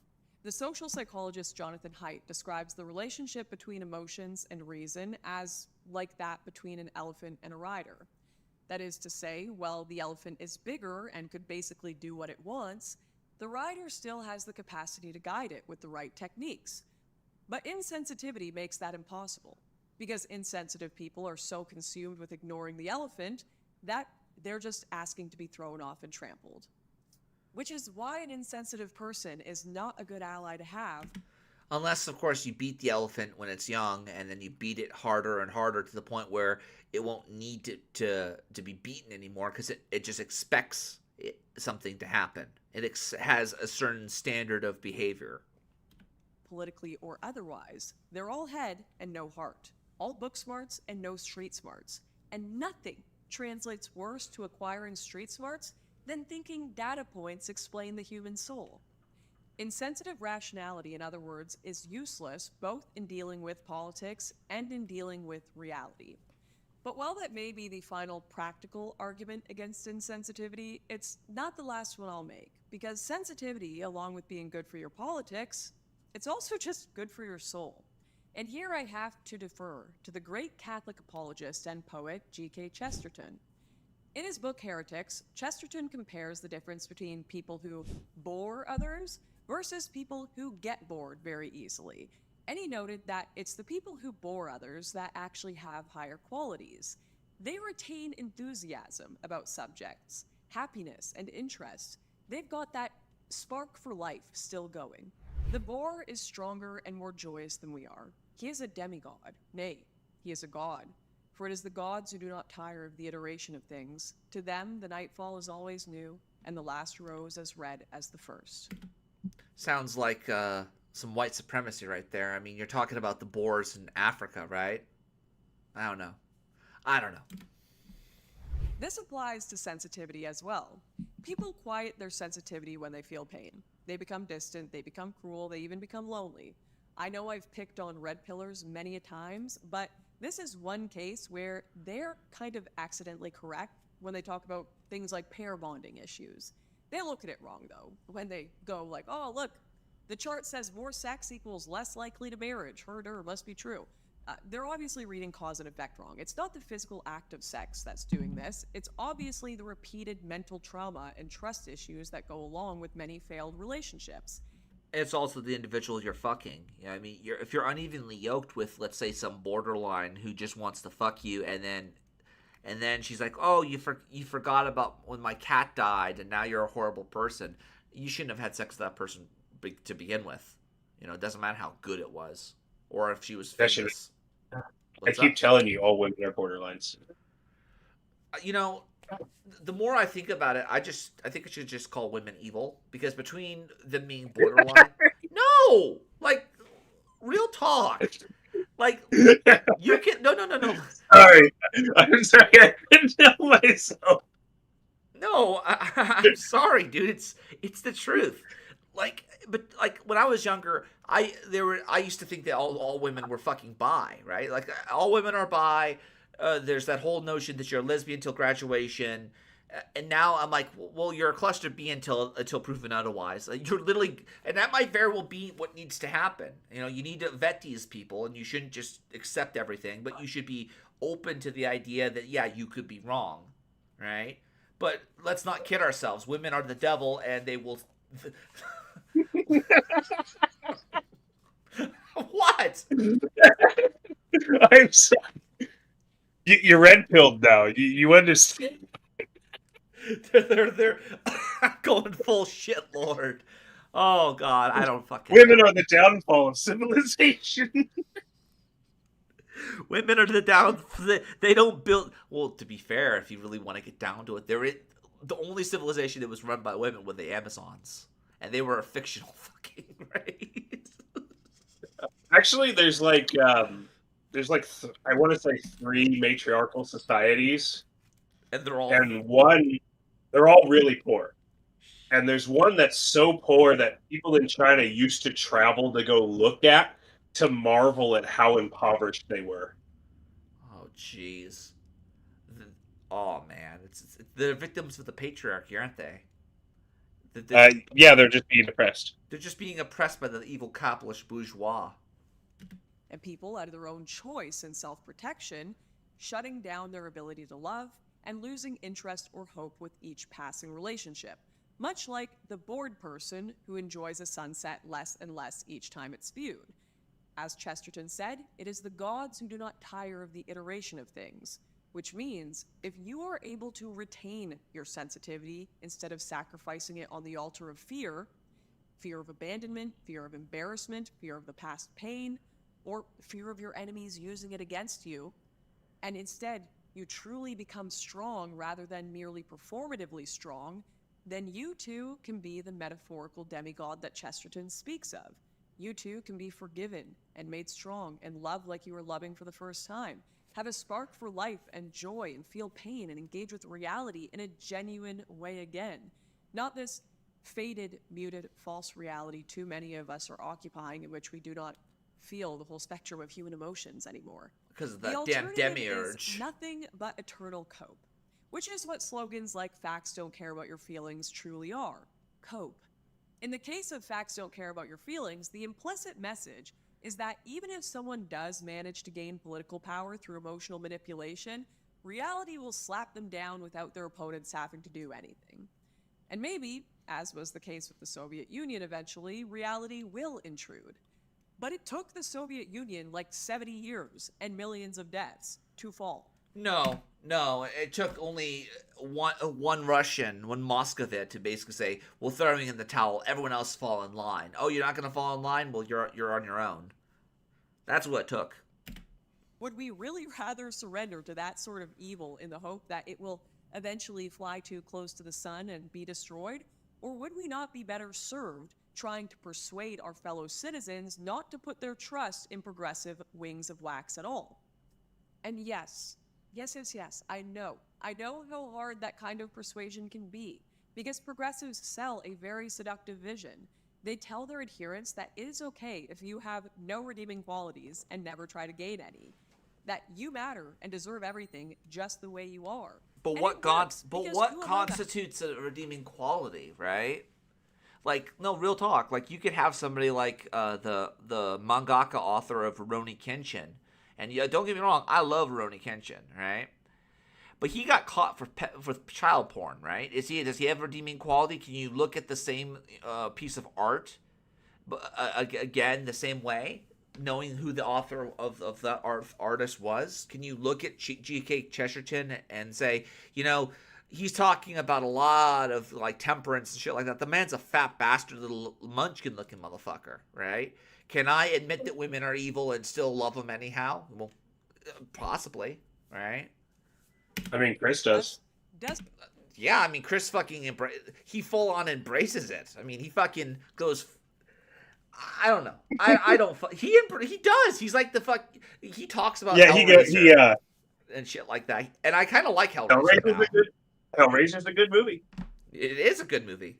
I don't know. I like it. I liked it. I like it, the concept of it, but at the same time, like, I slowly got more into horror as I got older. I started to get more into horror, especially with the whole 2020s, right? And maybe it's like when you're young, you don't like Runny Yolks, and then you get older and you like Runny Yolks. Maybe it's like that. Well, it's also the fact that when you're living in a survival horror environment, which I would say 2020 was, for a great majority of us, I actually can remember breaking down, crying, thinking the world was going to end, but it didn't, and I survived, and I became stronger because of it, and I'd say better because of it. But there are a lot of things that changed. My tastes changed, my ideas changed, and a lot of ways 2020 was a restart for me. I'm more open to a lot more things now. To want to be loved despite our imperfections, even though, of course, the logical outcome of pretending we're perfect despite them is that we will only enable those imperfections to grow. But it is precisely because that message is so seductive that our answer cannot be its equally poisonous inverse, that you deserve nothing and don't matter if you have any flaws or imperfections at all. That way lies eternal dissatisfaction, bitterness, alienation, and shame. That is not a message we would teach our own children. So why would we try to foist it upon our fellow citizens, and why would we let it crush our own souls? So I close with this plea. Look, I know our addiction to screens seems to turn our brains ever more implacably into unfeeling, autistic imitations of computers. There's a reason that autism diagnoses have skyrocketed in recent years thanks to the digitization of our experience. I'm gonna say it right now, her son is diagnosed autistic. I have the distinct feeling that is the case. And the obsession we're all with autistic feelings now. is just one depressing symptom of that. And when everybody's an autist, nobody will be an autist. Exactly. What it will be like, it will be like I Am Legend, Oh, they were scared of me. I was the monster. Oh my God, the normal guy was the monster the whole time. Fight that trend. Both you and me. If anything, Like, having this whole conversation. Here's the deal, Lord. I'd like to live in a world of sunshine and happiness, and we all try to get along and shit. But like, we can't really do that. No, we can't. And this is Like- this is sort of the reason why I'm looking at this and saying this is a woman moment. Unironically, it absolutely is a woman moment, because this is the mother trying to reason with the barbarians. This is the mother trying to apply the tools of a mother to the Visigoths and to criminals. Oh, you just have to be respectful. You have to care about your enemies. Look at from their perspective. And I looked at their perspective, and I'm not impressed. There are certain people who have to lose. The political left just want to amass more and more power. They'll do it by any means. Like, if you want to empathize with people, I guess go touch grass. Go to church. Go to church. I mean, I'm not going to church. If I walk inside of a church grounds, I'll just burst into flame. I can't enter the grounds. Oh, okay. Well, I guess I have more and more friends from on the other side, apparently. To convince myself of all this too, because No, I just don't want to go to church. The easy way out. And I But no, I feel people like getting out that and like time actually frame interacting with people. If you want to do something, I guess empathetic, just go outside. Yeah, go outside and play. Go touch grass. But Assuming you don't live in California. Well, I mean, California, you'll probably touch ass before you touch grass. I mean, if you just walk outside, there's plenty of bare asses to touch. Yeah. Yep, I could confirm that. and more sensitive. I'm human as well. But I can't keep failing. I have to stop that. We have to stop. The only option is to feel. Truly feel your fellow citizens' pain. And even if you see that the things they blame for it are false, don't mock or dismiss the fact that that pain exists. Reach out the hand of friendship rather than the scolding, upraised finger of superior knowledge. Many on the right have remarked upon the childlike behavior of modern progressives, and yet, as the mother to an actual child, I remain stunned that they have not put together the obvious conclusion from this. That if progressives truly are childlike, then to persuade them, we should look to the methods that actually persuade children.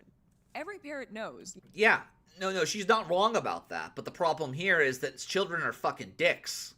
Children can fucking, they will scrape up your car and they will like draw and they will literally cut up your clothing and try to make a dress out of it. They don't know any better. But at the same time, you spare the rod, you spoil the child. And a lot of these children are fucking spoiled. They don't know what hardship is. And at the same time, like she said, we have not told them what hardship is. And we have not told them what is good and bad and whatnot. We don't even have a good heuristic for what constitutes poverty. I mean, our notion of, I've often said, we have access to food. I've had 3 square meals every day. And I've been doing really well for myself. But some people don't have that even. I wouldn't say in America, but definitely in the world. So you have to count your blessings. But there has to be some level of standard behavior. But the problem with the progressives is they will push it on you. They will say, you know what, I'm going to take advantage of your hospitality. I'm going to take advantage of it. When I'm in power, I call you weak. When you're in power, I am fragile and weak, but when I'm in power, I will go after you. Or some sort of Dune quote. I can't remember off the top of my head. I'll find it. You don't convince a toddler to eat. Oh yeah, I'm trying to remember. Go on. Shit, now I forgot. ADD strikes again. I know the quote you're talking about. That's, when you are in power, I ask for mercy because it is according to your principles, but when I am in power, I show no mercy because it's according to mine, or something like that. Yeah.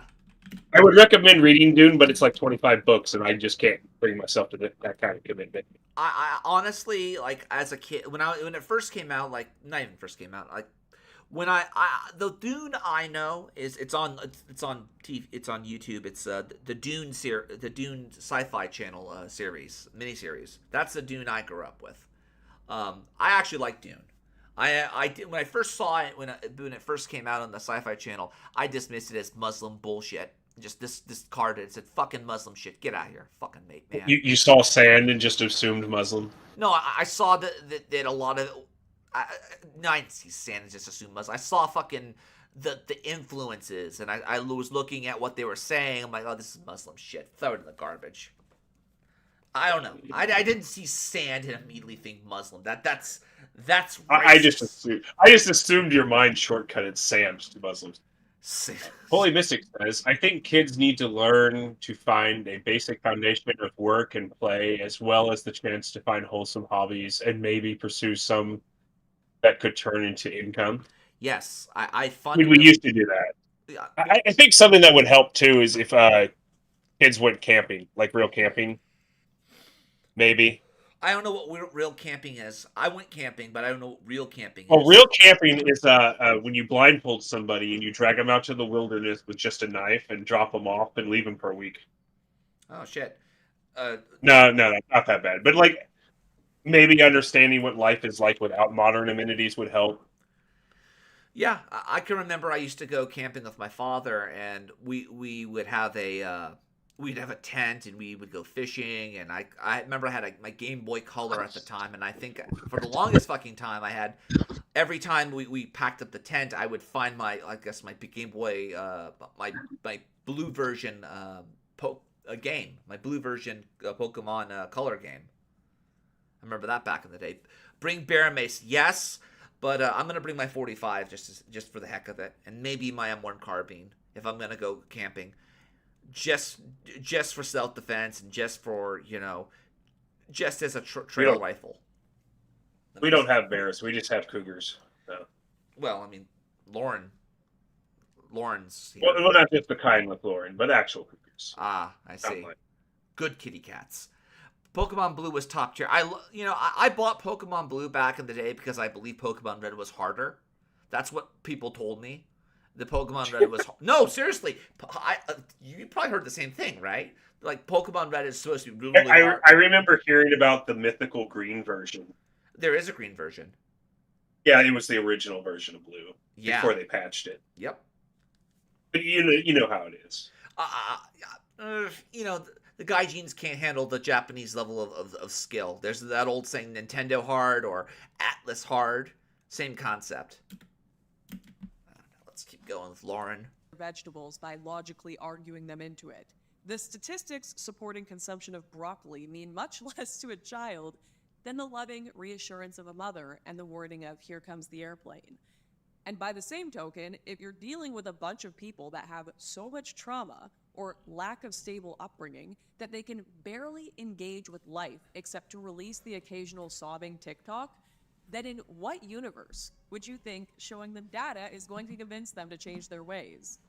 As Theodore Roosevelt, one of the great Republican presidents of the 20th century, put it, no one cares how much you know until they know how much you care. And that's not even touching on another obvious benefit of sensitivity for the soul. The fact that it enables the creation of art. I see so many right-wingers on Twitter with profile pics drawn from great art of the classical or Christian past. And while I'm glad that they know art exists, I can't help but wonder why no one on the right seems to be trying to make more art like it. Or at least, I would wonder if not for the fact that the right sneers endlessly at the very love and wonder and deep emotion that makes that kind of art possible. In fact, when the right attempts art, it seems to be more of an exercise in showing how much they hate the left and enjoy hurting them. They become like the left. And a lot of this is because they became activists. And a lot of it also is because the actual right-wingers are either working, like I am, most people I'd assume watching this podcast are, or they don't have time for this type of shit. I've turned out of the whole culture war thing, and I just comment on what I see here and there, right? But I've kind of grown tired of based being a cringe flat circle. Based being... It is. It is. It's... We're not going anywhere. We're just spinning in circles. We'll go all and the nexus point for this time spiral is 2016, isn't it? It kind of is. We're just going to repeat it forever. Yep, it's the eternal summer of 2016. It's like we're stuck in Higurashi or some shit. Only it gets worse every time it goes around. Yeah. Lady Ballers. I'm sorry, Nick. It was a very well done film, but I had to. And while that kind of thing has its place, the right isn't supposed to just be about destroying their enemies. They're not nihilists. The majority consider themselves conservatives. So why do so few conservatives try to show the world the beauty of the things they are trying to conserve? Why, instead of relishing their role as cackling villains in the left's fragile fantasies, have conservatives not tried to show the world that it is they, not progressives, who truly can be heroes? To see So one's terrible. ideals take beautiful physical artistic form is the ultimate compliment that the heart can pay to the mind. And yet the right doesn't want to do it. But they must. We must. Once again. If only because art will... Even Luke is tuning in now. Hey, Luke, how you doing? He says, who watches The Watchmen? Exactly. And a lot of this, again, I oftentimes say have an anarchist perspective on this. Fuck the mainstream right, fuck the caucuses, and fuck the establishment, and fuck the rebels, and fuck everybody, and just be you, you know? Like, I've often said that the way things are going on right now in the culture, where I probably am going to become like the fucking Jon Snow of everything. Because I'm not getting involved in these politicking games and talking shit online and whatnot. I don't do that. Most of the time, I don't even use Twitter. It's a fucking dumpster fire. will enable those who are sensitive to see our hearts for the cathedrals that they are, rather than the prisons progressives hallucinate. Unless, of course, progressives are correct, and the hearts of the right are prisons. Then I guess we'll just persist on this path, won't we?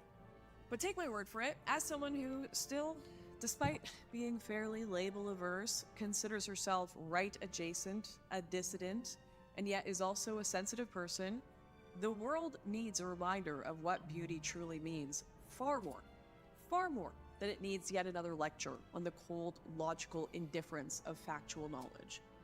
So which way, Western man? Shall we open our hearts to the lost people crying out in the digital dark woods of error for the soothing purpose and power of tradition? Or shall we laugh at their pain from afar with pharisaical sneers and let our stony hearts be made into bricks with which the devil can pave the road to hell? Neither. We take care of ourselves, and we give our 2 cents and 10 cents and whatnot, and we don't donate to people's Patreon, and we just... Unless, of course, we know the person personally. I've actually given money to people who I would personally say I disagreed with. You know, there was a guy, not Morocco, what the fuck is his name? It's not the white nationalist guy from the fucking Daily Stormer. It was this, he used to go after feminists. He was an atheist guy. He went off Twitter for the longest time, and then he came back, and he was having a hard time because of the lockdowns and whatnot. I managed to, I gave him some cash here and there. This is back in 2020. I was trying to help him because at the same time, you know, at that time, I wanted to help people and make sure they make it. But, you know, now I'm starting to realize some of these people won't help themselves. So you can't help them. You know, they're dead weight, unfortunately. Choose wisely. Our civilization depends on it.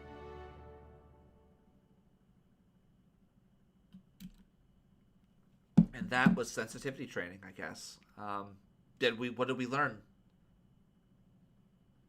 That you should have an outline and be more concise. Yeah. Absolutely. I learned nothing, honestly. I've learned nothing, but that's just me. I get what she's saying, but like, and the culture war's tiring, right? But how do you deal with people that only want to use your good nature to further a political goal? Well, my first thought is keep women out of politics, especially mothers who only have the mother angle of this, because again, she doesn't have. I don't want to harp on this, but it has to be said. She has her husband separated from her. You'd think that they would get together and put their shit differences aside for the sake of the child, right? I mean, same thing with Styx Hexenhammer, right? And his freaking thought Dutch wife, right? And no, it's not the fucking. Well, I don't know. He's not his Dakimakara, I think it's called. I don't know. You know, I don't know what's going on with her and him, but you know, put your shit aside for the kid. There's a third party involved now, right? Yeah, I don't know Styx's deal. I guess the Kiwis went digging for it. But with her case, she married a glowy, and a glowy is nothing if not dedicated to the glow. Wait, she married a glow? Oh, you mean Lauren? Lauren married a glowy, so there was probably no relationship there at all. For a glowy is only married to his glow. Yeah, well, fun fact about that, and we're gonna, I guess we could talk a little bit about this before the end. I actually think she didn't marry a glowy. I think she married a guy who hit on her by flaunting his credentials. That's what I think is going on. Like, you know how you could go to a bar and you hit on a chick saying, "Oh, I work for Lockheed Martin. Oh, what do I do? Oh, I could tell you, but I'd have to kill you." That type of shit. Hey, you want me to buy you a drink first? That's the type of glowy I think she married. I don't think she married a guy who's a agent of the system so much as he has clearance. That's what I think what happened. I could be wrong about that, but hey, I don't know. I heard he was like some sort of agent, but who knows? I don't know.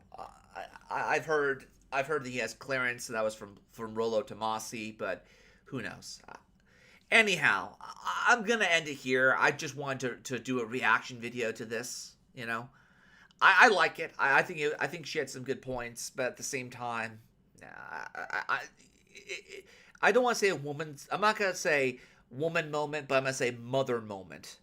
Because this is the idea that this is the same type of mindset that a mother has when she looks at the fucking migrants coming in and saying, "Oh, they just need to be reformed. I could change them." There needs to be a balance of the father coming in saying, "Hey, this is you can't reason with some of these people. You have to be selective. You have to have a selective version of compassion. And yes, there should be a standard. This is correct. But we don't have that standard, and no one's pushing and proposing a standard." It's not even that we don't have a standard. We have people in our own country struggling. Yep. Anyhow, I'm going to end it here. Ladies and gentlemen, be good to one another. Take care of one another. Remember, saving the West is a side quest. This is sensitivity training.